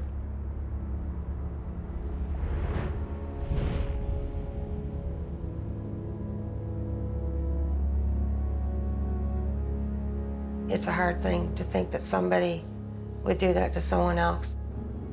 When you're being beat and you're that age, you don't stand much of a chance.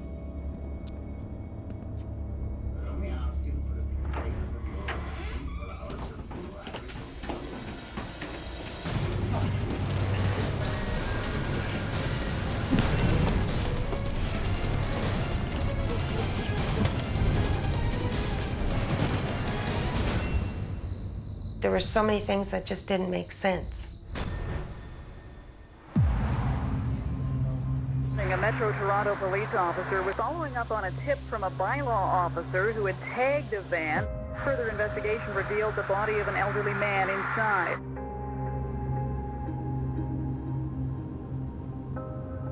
I got a call from my mother.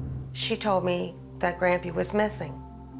For those 9 days, we had no idea what was going on. That waiting time, that I think was the worst. I remember Mom getting quite upset, and she started to cry. She kind of knew. It just didn't make sense. And this is where they say that Daddy was murdered. They took his body out as soon as they could. There could have been a lot more. Memories made. Why hasn't somebody been brought to justice for murdering Grampy? The circumstances surrounding Clyde's murder are bizarre.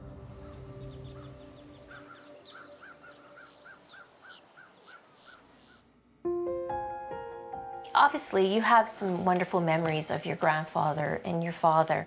What has it been like for you to have him taken away so brutally? It would have been nice to have him come home and... Dad was a very soft-hearted person, and he'd do anything for anyone. He would be the last person you would ever expect to end up this way. Yes. Home was his sanctuary. He started out with nothing. He was a self-made man, and that at the end of his life, during his golden years when he's supposed to be enjoying the fruits of his labor, someone invades that space. If you can't feel safe in your own home, where can you feel safe? If push came to shove, get physical if someone tried to back him into a corner. I've never seen it, but... I've never seen it, but I know he would. He would have put up a fight, yeah. So what we would like is your blessing to take this case on, and I think it could benefit from some fresh eyes. I'm agreeable. Yes, very agreeable. I've been a cop and a professor of criminology for years, and I've used that experience to assemble a squad of civilian subject matter experts. They must approach each case completely unbiased, to not box themselves into conventional thinking, to bring fresh eyes and new technologies to the table. Their job, and mine, is to investigate the coldest of cold cases, the murders that time forgot.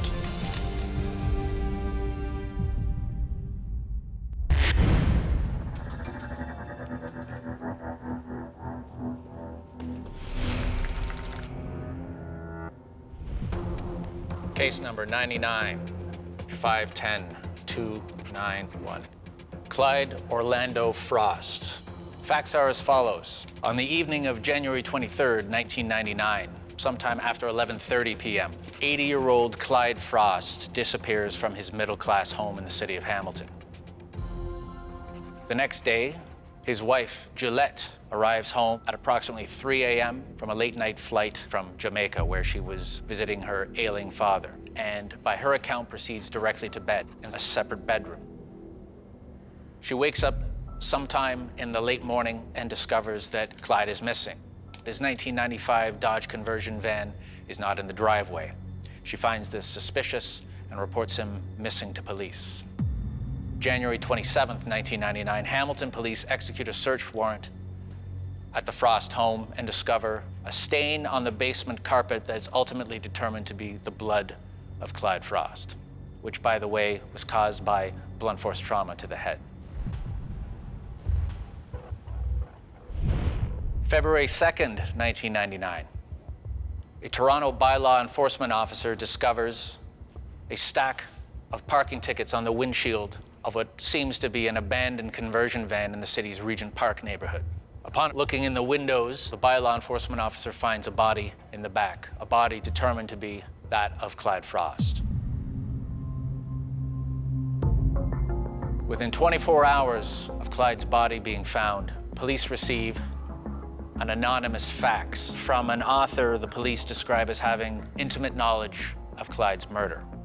In the fax, the author describes Clyde's death as having resulted from a ransom kidnapping scheme gone bad. 3 men somehow gained access to his home while he was there, but there's no sign of forced entry. A redacted copy of this fax was released to the public, which, as you can see, is signed "Sincerely, Stupid, and Sorry." The police will frequently suppress information that only the killer or killers would know, what we call holdback information, information that's not publicized and not even widely known outside of an inner circle of lead investigators. And here we are 15 years later, this case still unsolved, still cold. As it turns out, Clyde Frost was worth a fair bit of money. He was a retired long-haul truck driver turned landlord, and he had amassed a small fortune. Aside from the facts making reference to the ransom scheme, at no point was a ransom demand ever made to the family. Which brings us to the next question. Who knew about this small fortune that he had accessible? Recently married. I'm looking at the financial situation. She certainly has an ironclad alibi. Did anyone else live in the house with Clyde and Gillette? Gillette's mother lived in the home, as did her 2 teenage children from a previous relationship. Now, we know that the night Clyde disappeared, Gillette's son was away at a sleepover, but her 16-year-old daughter was home, as was Gillette's mother. Sometime after 11:30 p.m., Clyde let 3 men into the home. Why would you do that unless you knew them? How is it that the grandmother and the daughter never heard 3 men in the home? Pretty high risk to enter when people are home. It is. Well, to remove the body, no less, not even just to leave him in the basement. As a society, we should be respecting our elders and looking up to them. And for him to have been taken advantage of in such a horrific way is very troubling. When I saw Clyde's picture, I see a vulnerability. I can empathize with the family on what they went through and how they were feeling. I've seen it many times. Money destroy relationships. It can destroy marriages.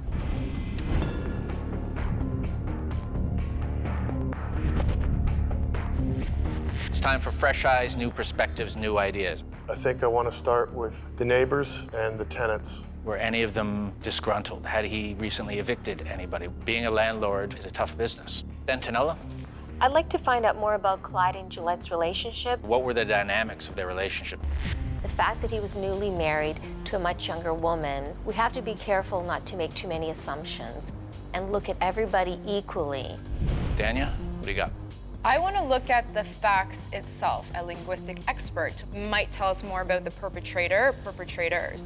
Renee? I think we need to learn more about the exact circumstances of Clyde's death. So I'm going to look at the basement. There may be some new forensic techniques that we can use to identify the original bloodstain, any other bloodstain patterns on the walls that could describe the attack that took place. I do like where you're going in terms of looking at the crime scene, assuming the home was the murder site. It will allow us to either validate some of the evidence that's in that fax or discredit it as simply a made-up story. Peter, lastly, you?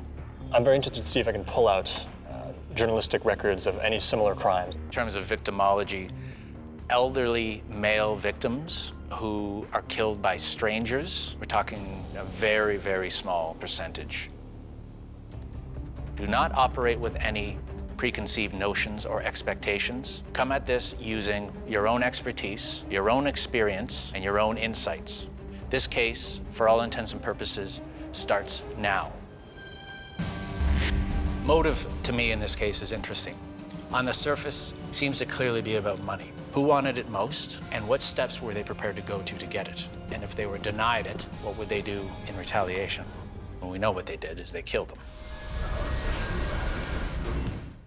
The squad of civilian subject matter experts and I are undertaking with fresh eyes an analysis of the 1999 slaying of 80-year-old Clyde Frost, who was murdered in his home in Hamilton, Ontario. We know this crime was all about the money. The question is how much money? Are we talking hundreds, thousands, or hundreds of thousands, up to the $1 million or so Clyde was worth at the end of his life? From the outset, we need to jump in and have a retrospective look at Clyde's business dealings, his intimate relationships, his relationships with his tenants, and the facts behind this purported kidnapping. I've tasked Dania to track down Gillette. The internet and phone books have yielded nothing, so she needs to be creative. I want to find Gillette because she might have some useful information. She knew Clyde. She was Clyde's wife. I'm going to the African hair and beauty supply shop in Hamilton, as we know that Gillette was really into her personal appearance, so we thought it was the most logical place to start. I was actually looking for a woman named Gillette. She used to live in Hamilton around 1998, 1999. No, she doesn't look familiar. Hi, what can I do for you? We're looking for a woman by the name of Gillette. Does that ring a bell? Nope. Her husband was actually murdered back in 1999. He would have been about 79 years old at the time. She was in her 40s. I know who you're talking about. Do you really? I actually do. When was the last time that you saw Gillette? I would say what, maybe 7, 8 years, maybe longer. What else do you know about the case? I know there has been a lot of talk among the community as to maybe he was killed and who would want him dead. Did they say who? No, I never heard anything about who it might be. We found somebody who actually knew her, which is really exciting. So fingers crossed moving forward. I'm going to meet Charles Eleveld. He worked for Clyde Frost, did evictions for him. How are you? Monty. I'm well. What kind of guy was Mr. Frost? What kind of a man was he? Mr. Frost really was a nice guy, and he would help anybody that needed help. I see. So you feel people took advantage of Mr. Frost? Absolutely. Absolutely. Did Mr. Frost collect the rent himself? Yeah, he did. He would go out on a Saturday and collect the rent. Many times he would have probably $2,000 or $3,000 worth of cash in his pocket. Because of the way Clyde operated and dealt in cash and carried cash, anyone who knew that information would be worth having a quick look at. So as I go through the documents here, I'm seeing this one particular set of tenants. Were they evicted eventually, or? Yes, they were. Do you think they would have held a grudge against Mr. Frost because of this eviction? No doubt about it. Now, I see another tenant here. Was there an eviction here? There was also an eviction. She was a stripper, and she was involved with the motorcycle club. I was kind of worried about it, especially when I was alone, and there were 3 or 4 of them. So, Charles, in your opinion, do you think it's possible that an ex-tenant could be responsible for his death? There were at least some people were interested in getting rid of Clyde Frost. So now I've got to track down some of Clyde's former tenants, see if any persons of interest show up.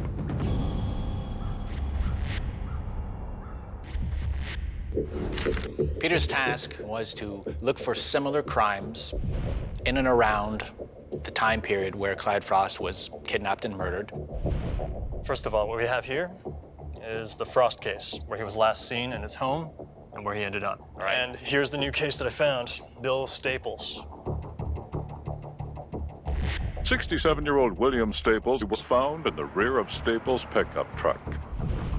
Almost 1 year to the day prior to the disappearance of Frost, Bill Staples disappeared from his Binbrook home. About 6 months later, he was found in the back of his own GMC Sonoma pickup. What am I looking at here? Well, I've listed the similarities, and there are quite a few.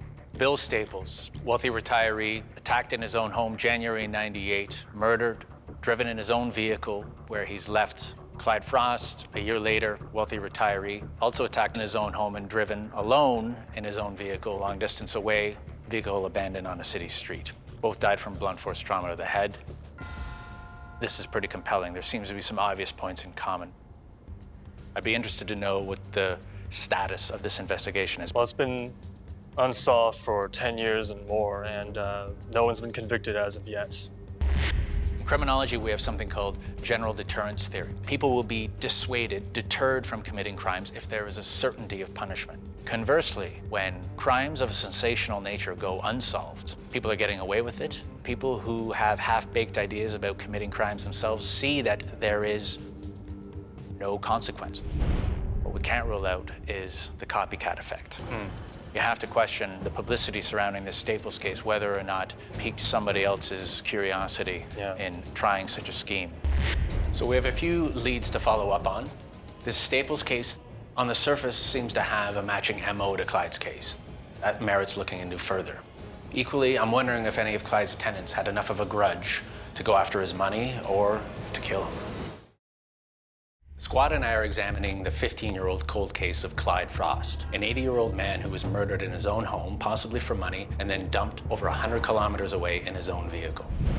Despite their lack of direct field experience in this type of work, I'm already impressed with the squad's diligence and their findings. Peter, for instance, has uncovered some disturbing similarities between Clyde's murder and another Hamilton murder just 1 year prior.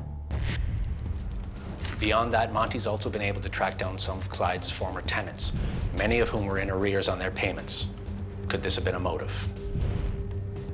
My name is Doug Montgomery. Just trying to get a feel for what kind of landlord was he. Personally, I'm sorry, I thought he was a slime ball. 3 months after his wife dies, he's looking for somebody to replace her. So he was difficult to get along with in some ways? No, as far as our business, we got behind our rent. Right. We really went through a couple of years of hard times. There was no talk of him throwing us out or anything. He worked with us. In that sense, he was a good person. Right. Quite honestly, I don't think this couple owed him enough money for things to get that carried away. Pretty certain I can rule her out. Well, that was a bit of a strikeout. It turns out that Clyde actually helped this tenant when times were tough. So now I've got to check out any other tenants with red flags, see what they have to say. Detectives had discovered extensive bloodstains inside the family home that 80-year-old Clyde Frost once called home.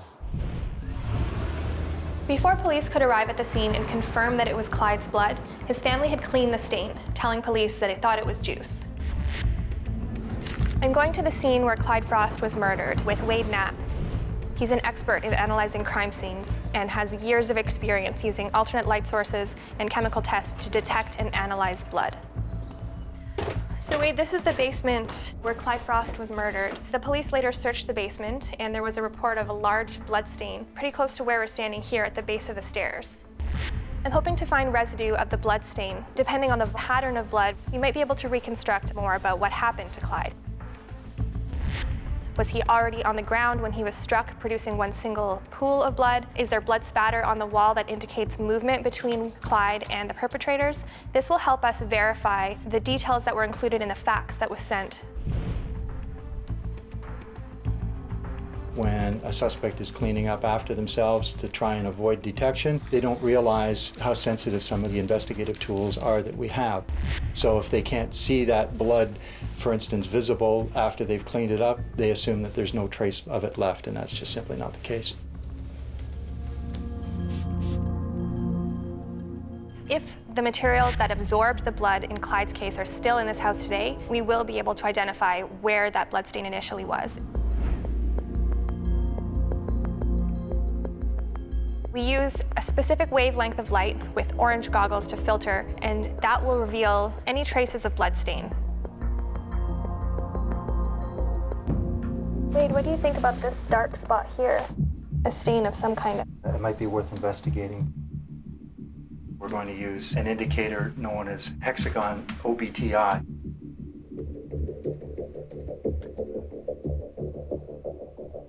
So in this case, we've only got one line in the window at C. Although we've identified a stain with the light source, it's not human blood. Correct. I was very disappointed that our experimentation in the house today did not reveal any of Clyde's blood. I was hoping that those details might support or refute the details that were written in the fax that was sent by the alleged perpetrators. The other avenue of investigation the squad needs to follow up on is tracking down Gillette and her family. See what they know about the final few hours of Clyde's life. And while we know that Gillette was out of the country when Clyde was murdered, we also know that her mother and her daughter were at home in the same residence where Clyde was murdered, either at the time or immediately thereafter. So where are we at in terms of either finding or talking to Gillette or her family? I've been trying to get in touch with her sons. So we sent a letter to them. They were delivered, they were received. There's been no response. Interesting. Antonella? I was able to talk to Gillette's daughter, Roseanne. Okay. Roseanne's version of events is key. She was the one who cleaned up what was later determined to be Clyde's blood in the basement, thinking it was grape juice. The question is, was this an honest mistake, or did someone counsel her to destroy evidence? She was quite disturbed by my call, and I think shaken as well, but she doesn't want to have anything to do with talking to us. It was something she completely discounted, so that would make me think there's a place she doesn't want to go to. As she told me, the assumption was made that because they were Black, they might have had something to do with the murder. What if there's fear involved? What if they had nothing to do with it, but somehow know who did? I'm curious why, when presented with an opportunity by an impartial group of experts, why she wouldn't seize that opportunity to come clean with what she knows. Tell the story that she says no one wanted to listen to almost 15 years ago. Well, here's your chance. So why aren't you taking it? Antonella, I'm going to task you of calling her and passing a definitive message on to Gillette about what we're doing and seeing if she wants to speak to us. So I don't want to say that it's mission impossible, but it's mission improbable. And if there's anyone who can convince Gillette to come on board, my guess is it's Antonella. If you want to get your story out, why wouldn't you speak to us? Because we want to listen. We want to solve this. Does someone have a hold over Gillette and her family even to this day? Is someone dissuading them from cooperating? Do they have any connections to Clyde's business dealings? These are precisely the types of questions we need to answer. The civilian squad and I are investigating the cold case of 80-year-old Clyde Frost, a Hamilton landlord most likely murdered for money and left in his own van. Monty has excluded as many of Clyde's problem tenants that he's been able to track down, so now he's widening his search into Clyde's other business dealings, looking for persons of interest. Also, we've been trying to verify a partially censored facsimile that claims that Clyde's death happened because of a kidnapping gone wrong. Antonella has also tracked down Clyde's widow, Gillette, asking her to speak with us, but she's declined. Does she have some knowledge of what happened that night, and is someone pressuring her to keep quiet?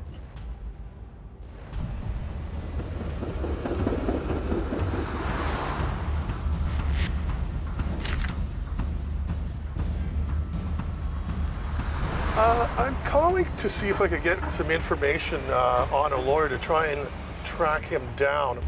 I'm trying to contact a lawyer that worked for Clyde. Charles, Clyde's eviction officer, told me that this lawyer had persuaded Clyde to invest in a building, and he feels there may have been ill will between the two parties after this deal was done. I'm doing some research on Clyde Frost, and I was wondering if you were the lawyer that worked with him in Hamilton, Ontario, Canada in the 80s and 90s. Okay, well, sorry to have bothered you. Bye-bye. There's a lot left to do on the theory that someone who held a grudge against Clyde killed him. We just have to keep looking into it.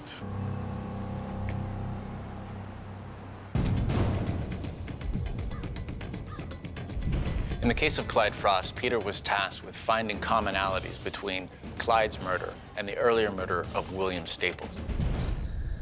Whoever murdered Clyde Frost may have been not only looking to emulate what happened in the Staples case, but also mask their crime to fit the MO of the Staples case. In 1999, there was no named suspect. In 2010, there was an arrest, and the case is still being tried. We now know enough to rule out any connection to Clyde's case. We've hit a wall on this. There's nowhere else to go with the Staples case. As investigators, we're taking unconventional approaches, so we're bound to get some false positives or some red herrings. All right, I'll check Thanks back for the soon. info. You bet. Antonella has come up against nothing but brick walls in her search for Clyde's widow and her daughter, who we know was in the house either at the time or immediately after Clyde was murdered. While that's disappointing, there's a witness, a resident from the neighborhood, who has come forward and has some information he wants to share. Mr. Frost, of course, lived here. Alan Ford was a neighbor of Clyde's. He lived right next door. Actually, his bedroom window faced into Clyde's driveway. What I hope to find out from Alan is what he saw that day of Clyde's murder and anything else he thinks might be relevant in our investigation. So, Alan, tell me about the day of the murder. There was some activity around Clyde's van. There were at least 3 people moving around the van at that time, none that I would recognize. Can you describe them to me at all? One fellow had a hat on, and it looked like the back van door was open and that they were making plans to put something in it.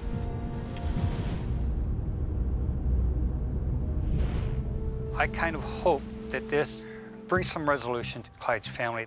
He deserved better than what happened. What do you think happened to Clyde? I was pretty shaken by it. I'm going to leave it at that. Meeting the people that knew Clyde, you can see there's a lot of collateral damage. Alan did corroborate there were people hanging around Clyde's van the day after his murder. Could they be connected to the Regent Park area of Toronto? Where his body was found in this van. And could it be people that the family knew? I'm going to meet with Ron Reetham, who's a retired member of the Toronto Police.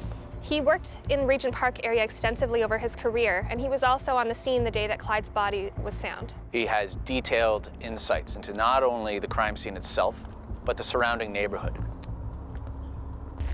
We can safely say that the van was parked right outside that window right there. Take me through maybe the mindset of whoever decided to deposit this van on, to dump Clyde Frost's body on. Why this street, why this neighborhood? Did the person that was driving that van, did he not really know the area, panicking, just came up here and dumped it? Maybe it had nothing to do with the neighborhood and it was just a matter of logistics. Would you expect a killer to leave a body kind of in their own backyard or so close to home? Not usually from my experience. To be from Regent Park, go to Hamilton and commit a murder and then bring the body back here with you, you know, anything's possible. Not only did they deposit the body here, but then they make reference to this neighborhood by name in the fax subsequently sent to the police. The question now is what that fax has to do with why the body was left here. Kind of looks like it's been written by somebody that knows what they're talking about. Well, it looks to me like these 2 kids, if you will, were hired to do something. That's your hunch?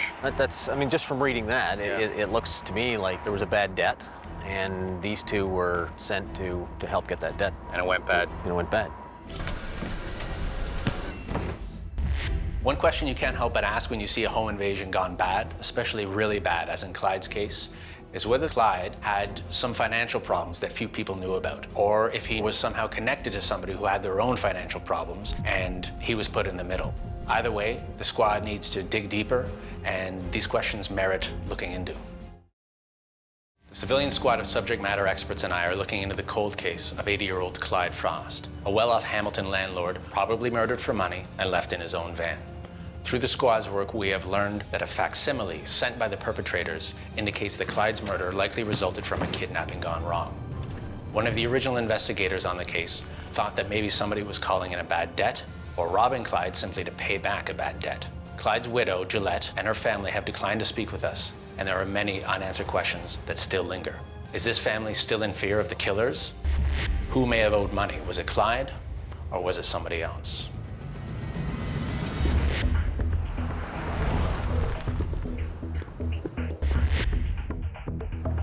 Daniel requested documents from the courthouse on Clyde Frost's will and any other information surrounding this case. Gillette Anesta Frost, she was named sole beneficiary and trustee. Okay, let's take a look at this indictment here. So what I'm seeing is that Gillette paid restitution for welfare fraud. Oh, really? She got, it says 6 months imprisonment, but she served 16 days, and she had to do community hours. Oh, she had house arrest too. Wow. This casts Clyde's widow Gillette in a different light. These documents reveal she did prison time for welfare fraud and had significant gambling debts. She was told to get counseling and treatment and go to Gamblers Anonymous. She had gambling debts in excess of $100,000, and the question here is, where'd you get that money, right? Could there be a connection between the person or people who murdered Clyde and whoever sent that facsimile to the police admitting that this was a botched kidnapping? Or is there a chance that they were collecting on a bad debt owed by Gillette? This is information I need to get to the squad right away.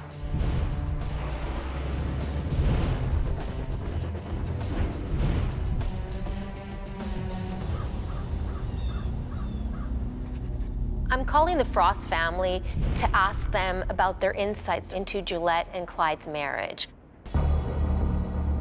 What kind of relationship did your grandfather have with Gillette? He seemed like he wanted more, maybe more attention, and he wanted to be more, like, closer to her than what she seemed to want to be to him. How did Gillette and your grandfather father meet? She used to rent from my father. Mm-hmm. And that's how they met. Did she ever mention anything about their relationship in terms of intimacy?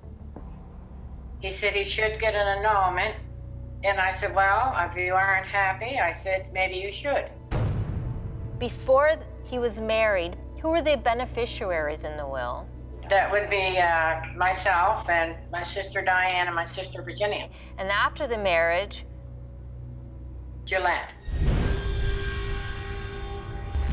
After speaking with the Frost family, it's obvious that they were concerned about Gillette and Clyde's relationship. They didn't think he was very happy. He had concerns. People need to lean this out and figure out what exactly this information is telling us. And it's telling me, find Gillette and find out what her story is.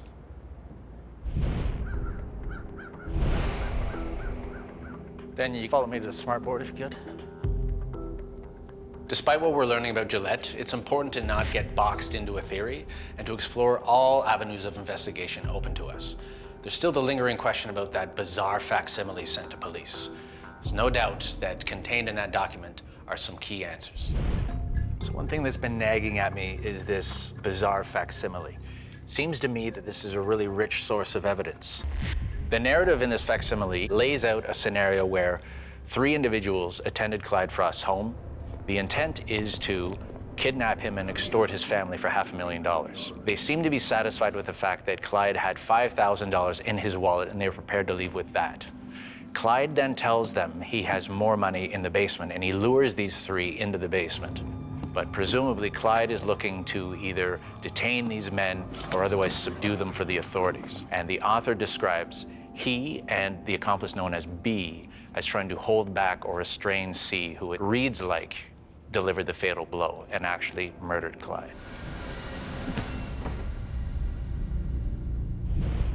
These redactions, as we call them, these censor marks where everything's been blacked out, this makes it very difficult to genuinely analyze this document using forensic linguistics.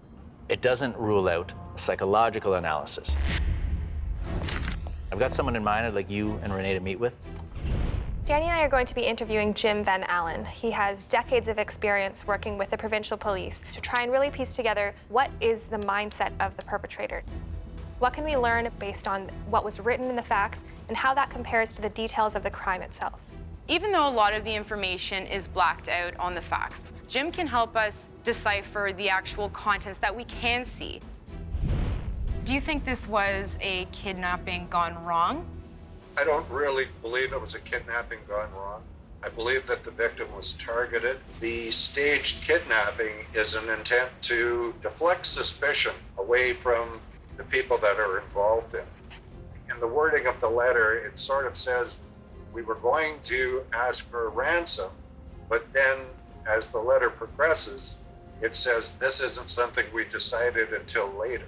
It seems to be written with a number of choices, and even their emotions are undecided, I think, as indicated by the question marks that appear throughout the letter. And a stranger would not move that body. They would have no need to move that body. The offender would choose to move the body because they fear that they can be associated to either the victim or the location that the crime happened. There could be the involvement of female authorship as well. Why do you say that? We see differences in letters and emails written by men and women. Women tend to include emotional terms. It tends to be more conversational, and that's some of the features that I see in this letter. Are there any red flags that, based on your years of experience, are raised?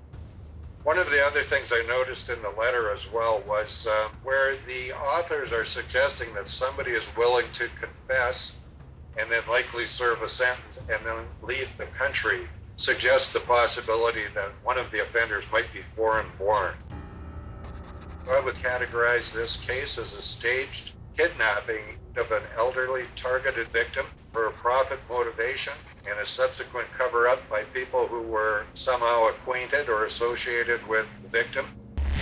What kind of hit home was the fact that he said that the person, or the culprits, was associated with Clyde in some respect. Our squad has repeatedly tried to contact the family members, trying to get their perspective of the story, and the lack of cooperation, the cleaning up of the blood, those kind of things just are not consistent with a family, a grieving family who's just dealt with losing a loved one. In investigating the 1999 murder of wealthy senior Clyde Frost, the civilian squad of non-professional detectives has learned that the killers were possibly connected to the victim. Money was the motive, whether calling in a bad debt, a botched robbery, or attempting a kidnapping when things went out of control and Clyde was killed. There's one loose end remaining, that Clyde's death was the result of a grudge born from a business deal gone wrong. I've tasked Monty with following that up. Charles Eleveld, Clyde's eviction officer, told me about Katz, Clyde's former lawyer, and I finally found him. I want to see what he has to say about Clyde's business affairs at the time. I had a few questions for you about Clyde Frost. Do you remember when you first met him? It was probably in the 60s or 70s. He became a client of mine in connection with real estate transactions. And can you remember when the last deal you were involved with him was? It had to be before 1979. Before 79? Because I stopped practicing law in 1979. Fantastic. Because I got into trouble myself. Well, when you stopped practicing law? I was charged with fraud and theft, and I served a 6-year sentence. Just the way Henry came across, with absolutely nothing to hide.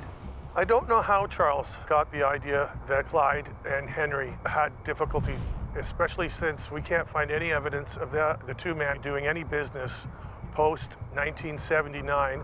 Perhaps Charles just feels so badly about what happened to his old friend that maybe he's looking for something that wasn't there.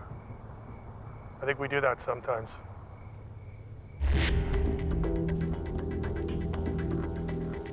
The 1999 murder of Clyde Frost. A lot of roadblocks, a lot of impediments during the course of our investigative analysis. But we did make some headway. So, Monty, I'm going to go to you first. People like to speculate about the theory that Clyde had left a trail of angry tenants in his wake and maybe one of them held a grudge. I exhausted, just about every avenue. I don't think there's any merit to that idea, that theory. He would actually let tenants stay on when they were unable to pay rent and let them pay as they were able. Peter, over to you. So I delved into geospatial statistics for violent crimes in Hamilton, specifically homicides and break-and-enters. It turns out that the San Pedro area of Hamilton is one of the safest and most affluent in the city. So this isn't bleed over from neighborhood turf wars or part of a larger pattern of home invasion break-and-enters. This is really an anomaly. Antonella? After many phone calls, emails, social media, and letters sent by courier, we were unable to get information interviews from Clyde's inner circle, which include his widow, his 2 stepchildren that lived in the house. Basically a strikeout. Renee? The culprits are most likely associated with either the address or Clyde's family, or possibly both. We also know that the person who wrote the fax was a woman. This crime was not perpetrated by a stranger. No question that Clyde Frost was specifically targeted. The question then is, how much money? Whether whoever did this was after the full estate, this $1 million or so in assets and properties, or just the cash in Clyde's hand. That's the one thing at this point we cannot answer, is what was Clyde's life worth to whoever did this? We've got something here to turn over to the authorities. We certainly have something to turn over to Clyde's family, who's been waiting for answers now for over 10 years. This case was purely about greed, whoever did this. Given the degree of physical evidence that should have been present both in Clyde's basement and in his van, it's very frustrating that no one was ever charged or caught for the murder of Clyde Frost. The squad can take this case no further, and the police have received our research and analysis.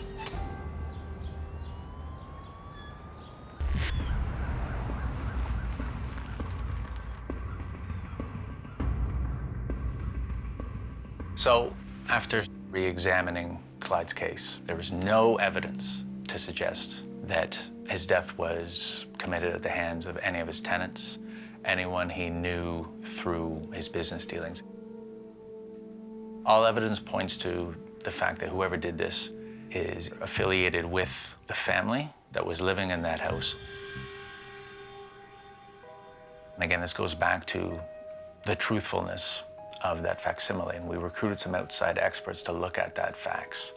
And the general consensus is whoever authored that, if they weren't directly involved, have direct, intimate knowledge of what happened. And I don't think they were prepared for an 80-year-old man being as tough as he was, and things escalated very quickly. Right. And one of them took the extra step of murdering him. I think that person should come clean, because for one thing, it's got to be weighing heavily on the conscience. We get some relief ourselves, and you know, we'd like to see justice done for Grampy. He deserves that. My guess is whoever wrote that would still want to come clean about that.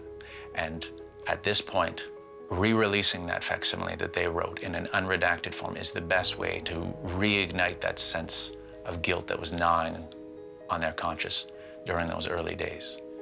I feel that this person that sent the fax, if they felt that guilty, then they must have been maybe close to him. Thank you for allowing us to explore this case further. I'm confident this case remains more solvable than ever. Therefore, our report going forward to the police will reflect the fact that this case should be reopened, and should be reopened with the view that a narrowed pool of suspects should include people immediately known to Clyde, and that distills this down to a very small group of people. You've been very brave, and we need more people like you who are prepared to do this if we're going to get these cases solved, these older cases in particular. So thanks again.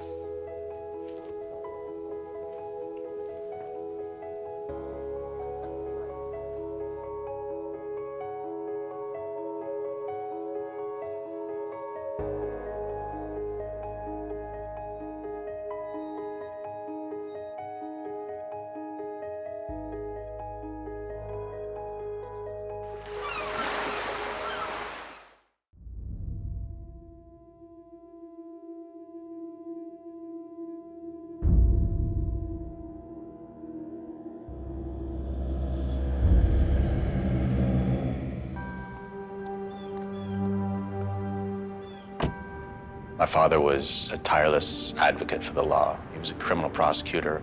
Some say ruthless, others say righteous.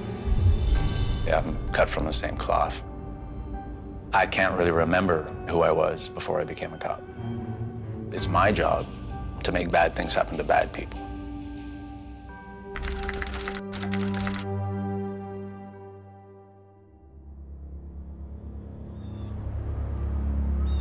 I think it was somebody who Linda knew and trusted.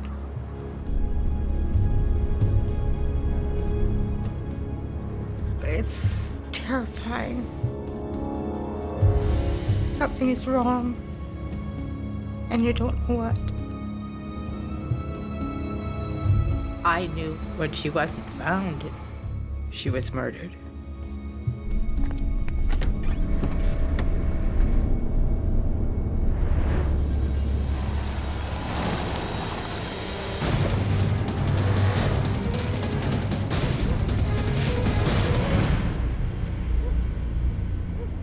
She wasn't easily intimidated.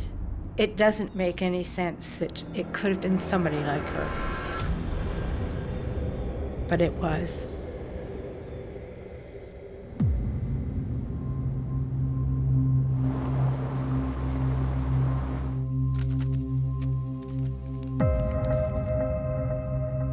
I was called and told that there had been some remains found.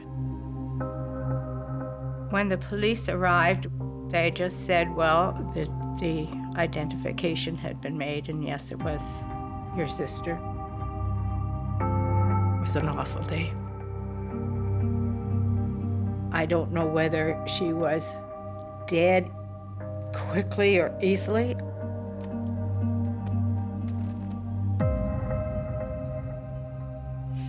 We pursue our lives because we have to.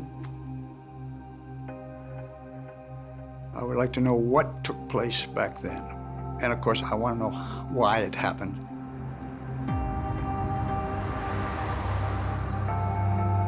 We've all grown older. Linda didn't have the chance to grow older.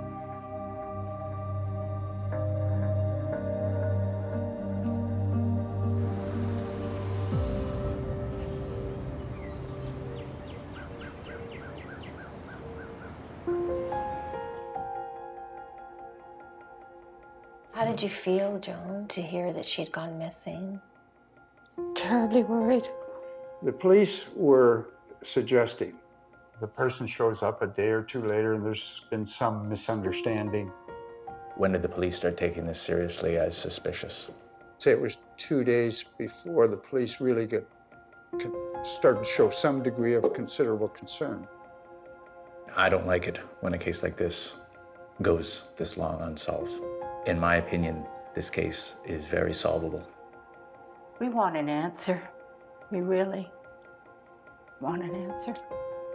The idea is we get justice for Linda. That's what this is about. So with your blessing, we would like to do that. You certainly have mine. And mine. Linda White's case is personally important to me for a couple of reasons. Number one, it's a London case. Number two, it's a Western case. My hometown, my university. My mission at this point, my moral imperative, my professional obligation, is to throw every possible resource I can muster at this case. I've been a cop and a professor of criminology for years, and I've used that experience to assemble a squad of civilian subject matter experts. They must approach each case completely unbiased, to not box themselves into conventional thinking, to bring fresh eyes and new technologies to the table. Their job, and mine, is to investigate the coldest of cold cases, the murders that time forgot.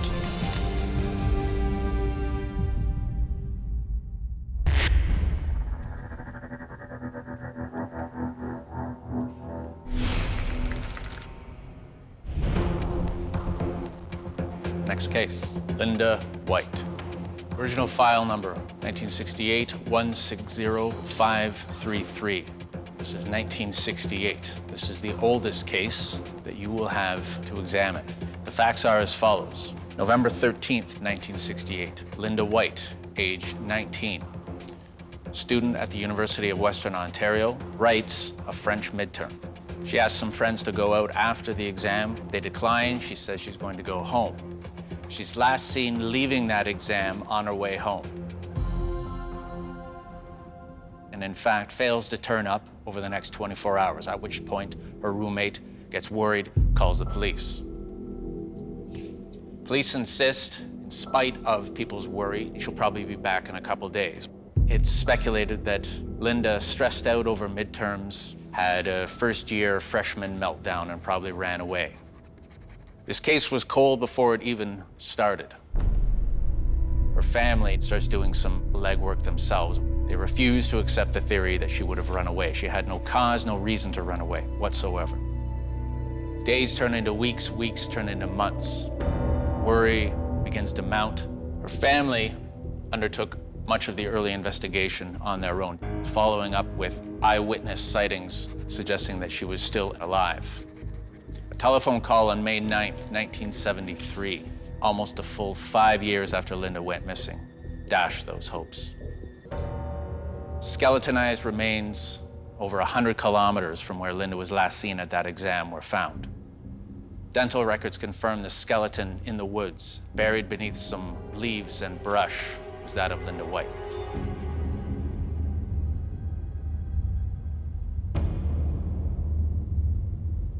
The clothes were found considerable distance away near the town of Tilsonburg. No jewelry found on or near the body, and in fact never recovered. That includes the medical alert bracelet Linda always wore on her right wrist. Not only was the medical alert bracelet not found, but in fact the whole arm was missing.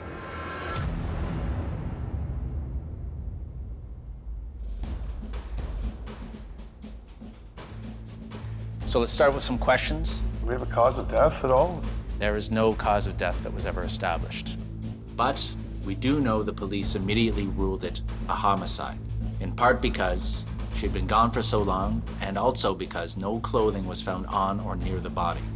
Can you tell me more about how her body was found? The body was found supine, no real burial. Only the arm was missing? That's right. And was there any evidence of animal activity? As you and I are going to deduce whether or not part of the skeleton was taken away by animals. If not, then we're looking at a completely different scenario. All right, I'm gonna go around the table and I wanna hear first action items. Renee? I'm interested in where her body was found and the state of her skeleton, and if there's anything more we can do with that data today. An archaeological assessment of the dump site itself. Good. Linda's last seen here in London. Fast forward nearly 5 years, her remains show up over 100 kilometers from where she was last seen, talking about someone driving with Linda's body on board a vehicle, whether alive or dead, for a significant distance. 1 month earlier, 40 kilometers west of where her body was found, her clothing is found. I've never seen anything like this. So Peter, I need you to conduct a geographic profile overlaying these data points onto other potentially related cases. If there are other cases committed by this same offender, the map will show it. I'm honest. The most interesting fact about this case is the wide geographic extent of where Linda was last seen and where her skeletal remains were discovered. Whoever did this put this huge distance between London and Linda's remains, and I want to know why. Dania, as the media strategist, I need you to collect the preliminary data, get that data to Peter so he can start populating our map of potentially related cases. Bear in mind the social context of this crime. London in 1968 was a cesspool polluted with sexual deviance. My instincts tell me whoever did this is still around. Let's thaw this case out. Let's go. They ruled this disappearance as a runaway. Who knows, in those initial few hours, what kind of a head start the perpetrator got. The fact that 45 years have gone by since Linda's murder is daunting, but there are so many interesting points to touch on. I'm really just eager to dig into the facts. This case is fraught with challenges. We have no eyewitnesses, no forensic evidence. We have a skeleton in the middle of the woods. 45 years have now passed since the murder of Linda White. Her case is by far the most challenging that this squad of civilians has faced. 5 years after her disappearance, Linda's skeleton was discovered over 100 kilometers from where Linda was last seen. Her right arm was missing, all of her clothes were missing.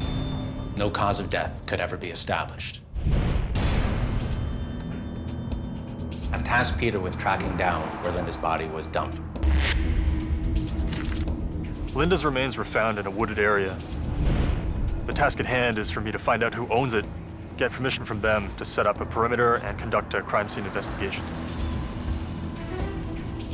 Comparing historical aerial photographs with contemporary satellite imagery, I'm very sure that this is the place.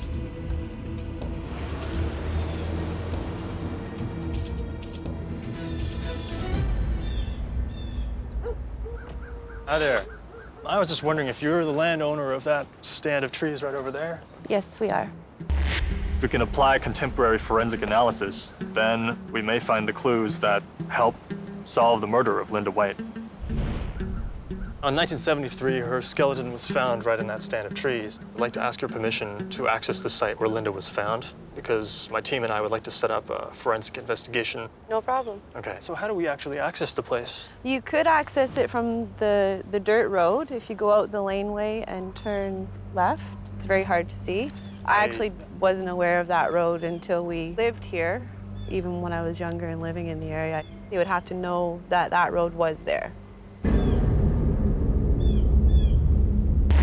Someone who's local to the area had no idea this lane even existed, then there's no way a killer would have transported a body here and chosen it as a dump site. They would have had to have prior knowledge of the location in order to find it in the first place. I'm at the London Library today to gather information to start working on our geographic profile. I've tasked Peter and Daniel with doing deep archival research into killers, including sexual murderers and kidnappers who were active in the area in the 1960s and on into the 1970s. I need them to analyze and account for any and all commonalities.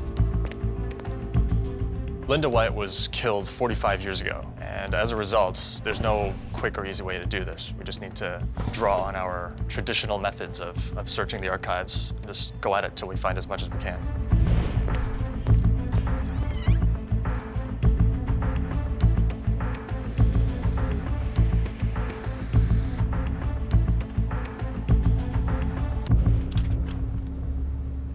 In and around London at the time, Christian McGee. Okay. He was responsible for killing a girl in 1974, another one in 1975, another one in 1976. He could have been around when Linda was murdered. He's a serial killer. I also found a sexually motivated serial killer who was ultimately found not guilty by reason of insanity. Another one? Yeah, Russell Johnson. He killed 3 women at least, all in their early 20s, in Guelph and London. What I'm looking at here is comparative analysis, if you will. Linda White's murder on a map. We then continue to collect as much data as we can about other comparable murders and map those on top of Linda's murder and see if any patterns arise. And if these other homicides reinforce Linda's pattern, then we may have something.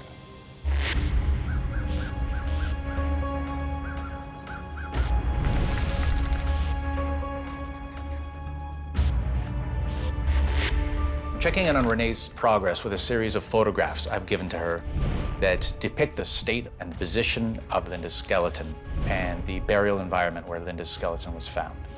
She's excavated numerous bodies in various stages of decomposition, including fully skeletonized remains like Linda's.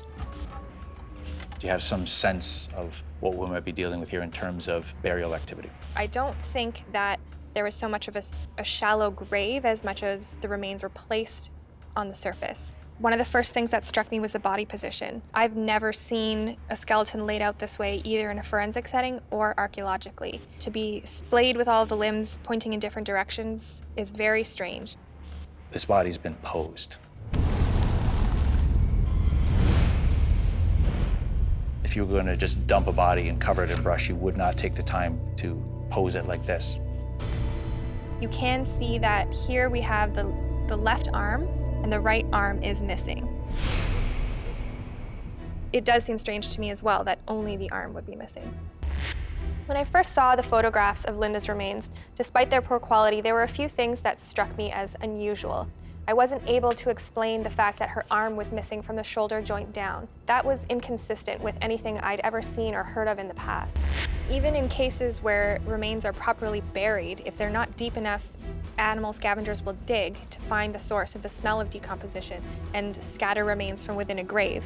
So for something left on the surface to be so intact, with the exception of the right arm, it just doesn't speak to me of a natural process. It seems as though this is due to deliberate human activity on the part of the perpetrator. It's been staged with no evidence of clothing, other evidence, or artifacts.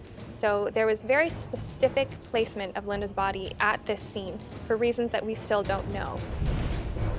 Was there a stretch of time where she was still alive between when she went missing and the 5 years later when she was discovered? It'll be really important to determine just how long she's been there because that will speak to who we should be looking at as suspects. Gather your tools, your equipment, and we're gonna have to go out and do some field work.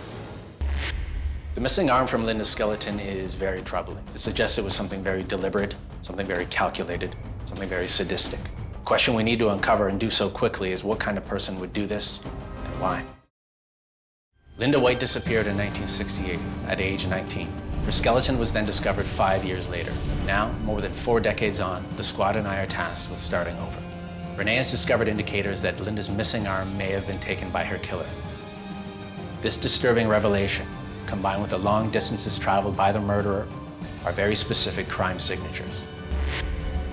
Peter has come up with the names of 2 confirmed serial killers who were active in the area at the time, and I'm very curious to see if they have some bearing on Linda's case. So Peter, Dania, your geographic profile. We found 2 convicted serial killer rapists that might have been in the area at the time of Linda's murder. Okay. One being Russell Johnson, the other one being Christian McGee. I know these cases inside and out. In the case of Linda White, we're dealing with someone who is highly mobile.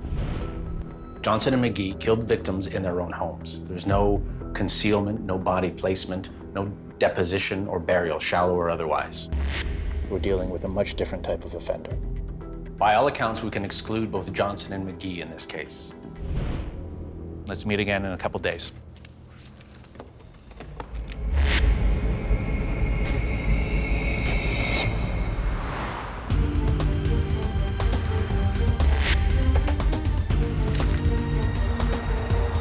So that road's coming up just here where that line of trees takes off.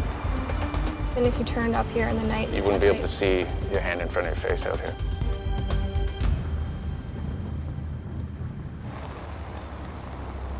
The killer drove this path sometime before November 1968. There's no way you would just instinctively turn up this path and hope for the best.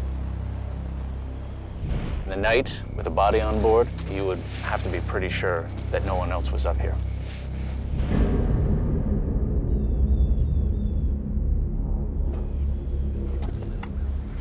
This gravesite archaeological excavation will help us determine whether Linda was actually killed here or killed elsewhere, deposited elsewhere, and then moved here as sort of the final resting place.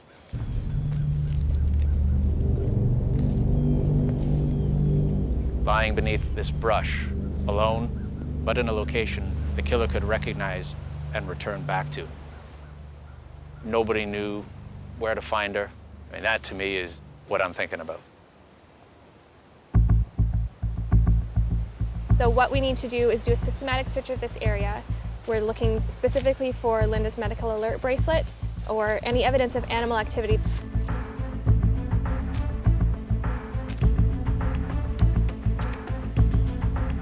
Peter, in your search lane just up ahead, there seems to be a bone lying parallel to that tree.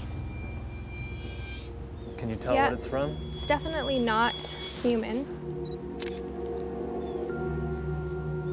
You can see here these kind of scalloped edges. That's all the kind of evidence of rodent gnawing. There's no evidence of kind of a carnivore activity.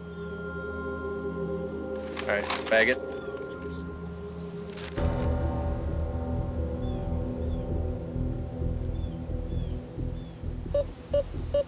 Renee, got a hit. Now this is pretty much centered on where we think Linda's body was found. So best case scenario, we find this bracelet. What's that going to tell us about the case? One of the potential explanations why her arm was missing was because of that medical alert bracelet and perhaps its ability to identify her. But if it's actually here, then why take the arm without that associated artifact? Exactly. This might be There we go. It's too bad. I was hoping for more.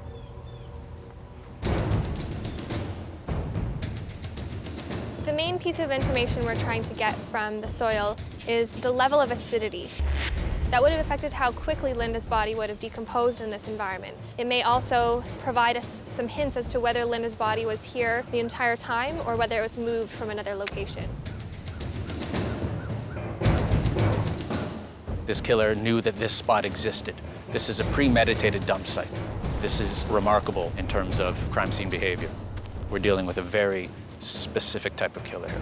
A sadistic, highly organized, and likely psychopathic killer.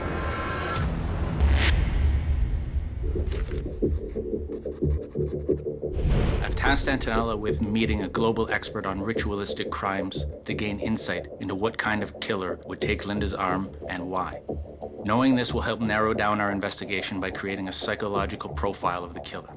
I also want to verify our suspicions that Linda was not at the burial site for the full 5 years she was missing. I'd like to start off by telling you that it's almost certain Linda White's arm was taken by a person.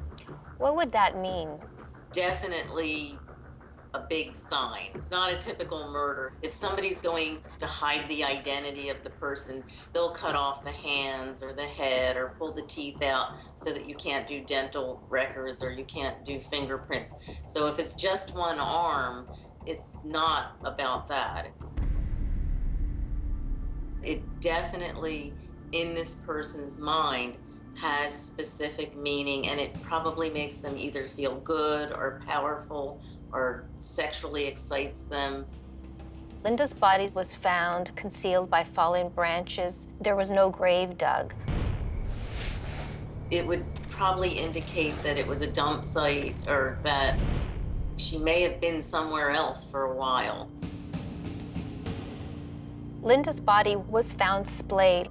Positioning the body is one of the common signs of a ritualistic crime. This is really sick. This is somebody who's very disturbed, likely somebody who's killed before and is probably going to kill again. It's been over 45 years, but there's no doubt in my mind that if this person is still alive, they're very much a threat. They may still be hunting, looking for victims. The squad of civilians, subject matter experts, and I are examining with fresh eyes the case of 19-year-old Linda White, who vanished in 1968. Her fully skeletonized remains were then found 5 years later in a shallow grave.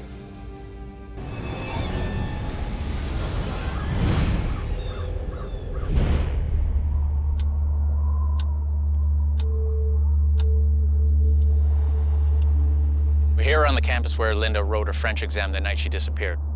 Her last verified whereabouts.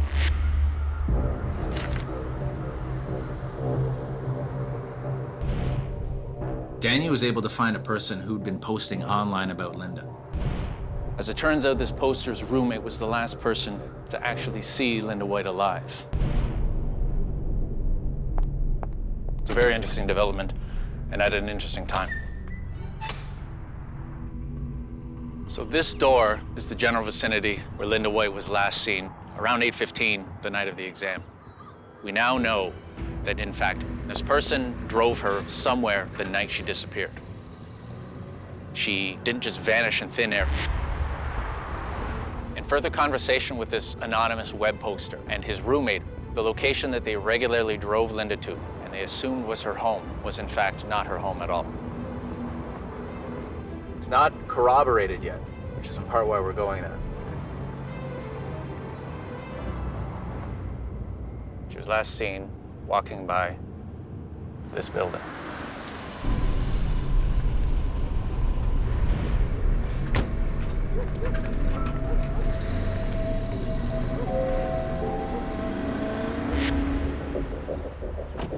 So this is the spot, based on their account. She was dropped off on this corner adjacent to this building routinely, and they assume she lived there. Well, that's, right here. That's the question. Was she going somewhere else on this street? Your focus now is who lives in this building and along this street. I'll leave it to you. I'll check back later. Okay. Is there any connection, any point in common between someone along this road and Linda White at the time of her disappearance?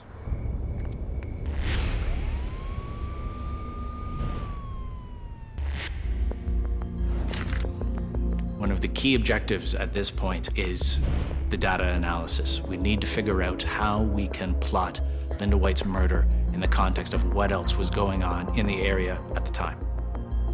Something I've found is what I think is a connection. Okay. These are all murders of young women spanning from 1966 to 1970 in the London area. We have Linda White, and we have Soraya O'Connell, who was 15 years old. These cases are still unsolved. I found another one. 1960 sex murder of 20-year-old. He admitted smothering her to death, raping her, and leaving her partially clad body in a bush lot. Bush lot. Yeah. Similar to Linda White being left in a woodlot. And this was just north of. That Yeah, is yeah. not that far away from London. You draw a line from London through, and you get to where Linda White was dumped. So, what's this guy's name? David. We have a connection between unsolved murder cases in the 1960s and 1970s. White and O'Connell, and one victim whose killer has been convicted. The fact that we have a conviction, the fact that records will exist for this case, that's our starting point to begin to bootstrap our way towards connecting it to other cases, such as Linda's.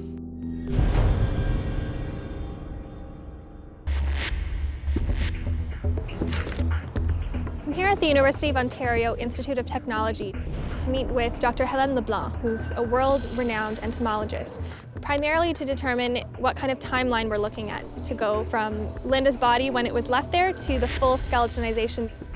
I'm also hoping she can tell me whether Linda's arm is missing as a result of animal scavenging or deliberate human activity. These are some of those photographs that I had sent you from when Linda's body was first recovered by police. There were a number of trees and branches pulled on top of the body to conceal it. Would that be sufficient to prevent access by animals? Absolutely not. My analysis to date suggests that Linda's remains were not at the recovery site for the full 5 years. What did these photographs suggest to you about how long Linda's remains were at the site? If you get an environment that's cool and damp, Canada is not a dry, arid environment. And you'll see a lot of this white, cheesy or waxy stuff on the body, and that's adipocere. And the shallow burial is great for the formation of adipocere. And so you expect to see some adipocere formation in a shallow burial like this. We know there was no adipocere on Linda's skeleton, but given the shallow grave and the moist soil conditions, there should have been. It seems highly unlikely that her body could have been at the recovery site for the full 5 years. One more method we can use to test this hypothesis is to test the pH balance of the soil that we collected at the burial site. So a pH of 5, is that terribly significant? It would have been an optimal condition for adipocere to form. The pH level confirms that Linda's body was not at the recovery site for the full 5 years. The question is, where was she? In the case of Linda White, the squad of civilian specialists and I have discovered information never before known in this 45-year-old mystery. The body being moved to the burial site years after she was last seen. A new lead that Linda was not last seen at the school, but was in fact dropped off in a residential neighborhood by a classmate sometime after the exam.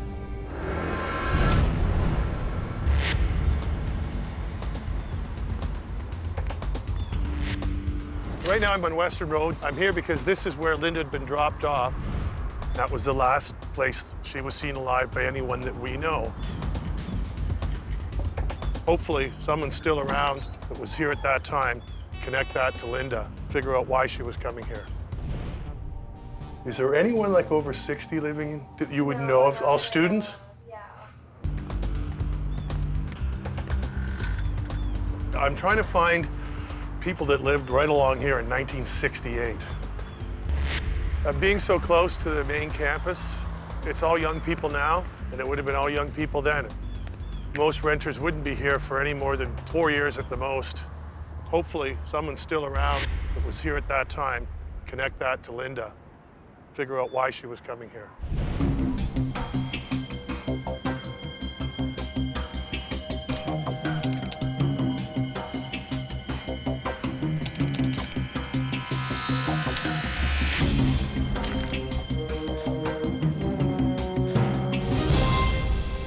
Peter, I've been waiting with great anticipation to see what you've come up with in terms of the other cases. On the smartboard here, we have a map of 22 cases that we've narrowed down to 3 cases that we believe bear a striking resemblance to the murder of Linda White. Okay. Case number 1? Starting with a case from 2012. We come across an attempted kidnapping, a stranger-on-stranger attack committed by an 80-plus-year-old assailant. In 2012, he's in his 80s. Right, which would have put him into his mid-30s. back when Linda was killed. That's completely consistent with serial killer ages. Certainly within the range. He traveled with his intended victim for some time prior to her escape. He was abducting and hunting along a rural road. What else makes this case relevant? There was some similarities to the White case. Firstly being the fact that he was taking her towards a woodlot. And he said, "You're very pretty, I want to keep you for a long time." The victim testified that the man kept slowing down and looking for some trail off the road. That's all we know at this moment. What's your second case? This is the case with the second longest distance between place last seen and body discovered. Soraya's body was discovered about 4 years after she disappeared in 1970. The body was not fully buried. It was covered up by a piece of bark from a nearby tree. And our third case is focused on a 20-year-old female victim from the 1960s. Murdered and dumped on the outskirts of town, her clothing was discovered in at least 2 separate locations. Prior to Linda's murder, or at least her disappearance. So this is a solved case? It is a solved case. And who was the killer? Her killer was David. And when was he arrested? He was arrested 1970. Before Linda White's remains were recovered. Comparing Soraya O'Connell case and this earlier case, there are overwhelming commonalities to Linda White. Not only MO, but also signature. This is what you're gonna do next. I need you to plot each of these significant cases separately. See if you can come up with a probable home base for the killer. Renee, see if you can obtain the autopsy reports for the murder of and the 1970 murder of Soraya O'Connell. Daniel, we need to learn more about this octogenarian kidnapper and where he was in November 1968. Without putting too much pressure on you, don't drop the ball now. Every once in a while, a case comes along that reminds you just how disturbed the world can be and jars you. I mean, to me, this is a case that, thankfully you don't see a lot of.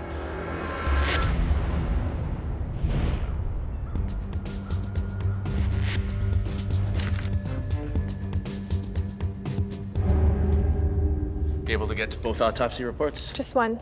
I was not able to obtain the autopsy report in the unsolved murder of Soraya O'Connell. However, I was able to acquire both the autopsy report and trial transcripts related to the conviction of David in the murder of. What does it reveal? The soft tissue all along the length of her left arm is missing, and there are small teeth marks at both ends of that defect. And I cannot think of any scavenger that would only take the soft tissue down to the bone in such a limited area. Even more unusual, the left ear is completely absent. The perpetrator drove back to a shed that he was renting, which is near where the victim was picked up. Right. When the police went back to try and find the shed, it had been torn down, but the debris of that was all buried in a farmer's field. They searched the field and recovered several items. The documents indicate clothes, including an old jacket and other unspecified items, were found in the dump and sent to the crime lab for testing. But the documents don't say whether those items could be tied specifically to either the killer or the victim. The fixation on the arm in particular takes us to Linda's case, and the amputation of the ear also takes us to Linda's case, where we see a combination possibly of both. There are some very clear similarities between the victims being transported from where they were initially picked up to being left exposed on the surface in a wooded area, missing body parts being deliberately removed. It's quite striking. This is literally the missing link between Linda's case and not only this murder in 1960, but I think numerous other cases. I'm going to take these findings forward to an outside expert to verify.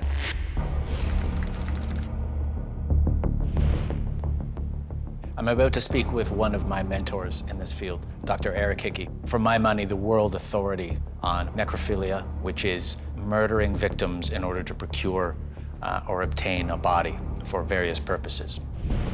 What stands out to you in terms of consistencies between the 60s, the 68, and the 70 cases? To recap, teenagers, surface burials, very well concealed. What you've told about the surface burials, the clothing scattered, there's all those things are, to me, would suggest that you're probably looking at the same person. Dr. Hickey is also a recognized expert in similar act evidence, or the ability to connect crimes based on signatures and connect victims to single killers, specifically serial killers. Given also that there are not a lot of necrophiles who are out there killing their victims and doing this to them, I would look at it as a series and make the assumption that it's a series until I can prove otherwise.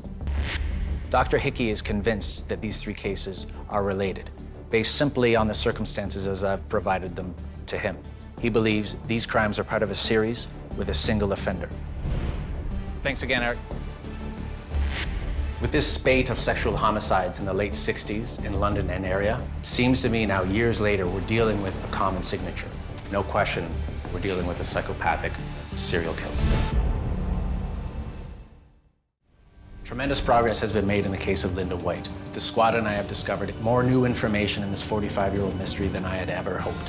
There are still some loose ends, but I'm confident that we can put the pieces together and we'll have something substantial to present to the police and to Linda's family.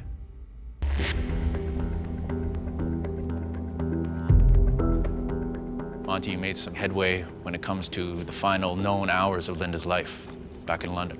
Just 100 meters north of where she was dropped off, there is a woman with the same last name as her tutor. I tracked this woman till 2001, and she's possibly passed by now. That's kind of where the trail ends. This could explain why Linda wanted to be dropped off there. At this point, we don't know if her killer abducted her from that street or somewhere else. We don't know yet. Renee? My analysis suggests that Linda's body was moved to the location where it was found 1 to 2 years prior to it being discovered. Saroya O'Connell, 1970, she's discovered 4 years later, also very well secluded, and the pathologist in that case suggests that she'd only been there for 1 to 2 years as well. And we know that in the earlier murder, her body was discovered just by chance, only a month after she was kidnapped and murdered. Maybe her killer had plans to move her body too. What might account for that?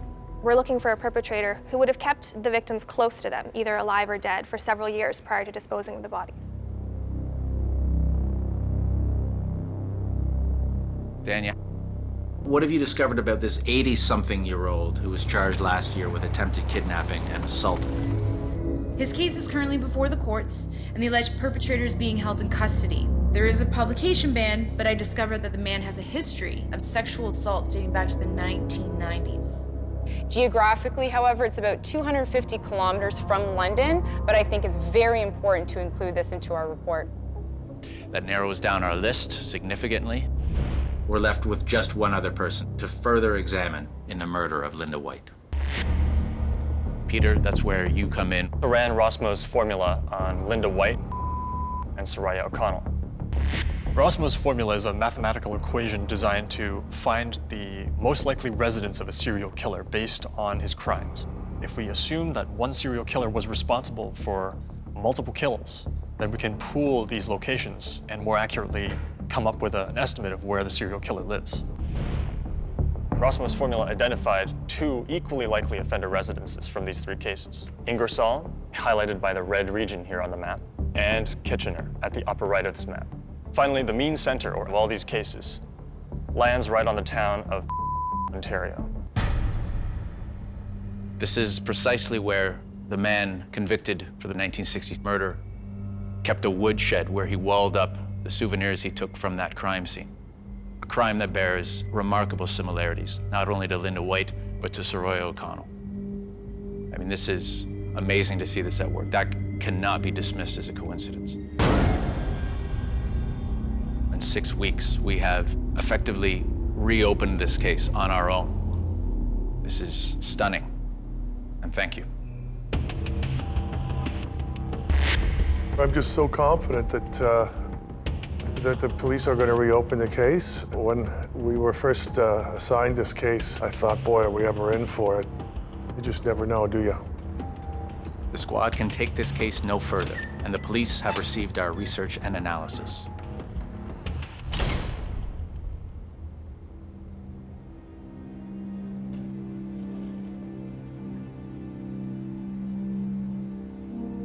The night Linda disappeared, a new lead is suggesting she did not hitchhike home from the exam. In fact, she was driven by an acquaintance, a classmate. It opens up a realm of possibilities in terms of what happened that night. So that brings us to the next question, which is more likely, that this is someone known to her, an acquaintance, a classmate, a friend even, or a stranger? We're looking at a significant distance from where Linda was last dropped off to where she was found. The longer the distance driven, the greater or the more elaborate the attempts to conceal remains, the more it indicates a stranger-on-stranger attack.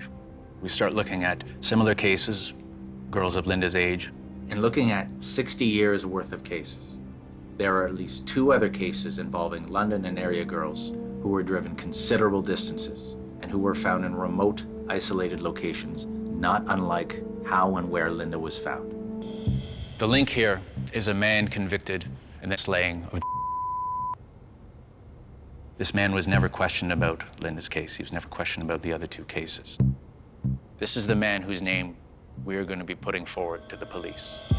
A man named David.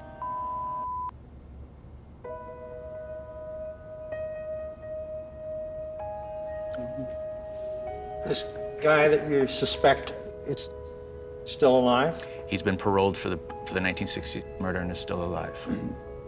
Oh. Well, there's no wonder that so little was accomplished in 45 years when we have been operating all this time, that her last spot seen was at the college.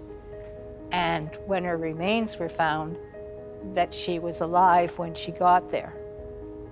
And now it's neither one of those things seem to be what really happened.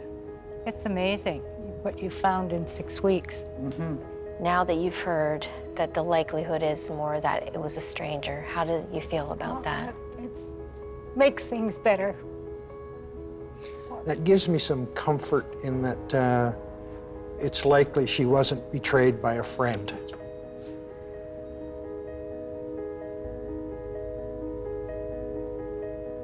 Looks good on you guys. Done a fabulous job. Yeah. Thanks, Ron. Good job. Well done. Thank you.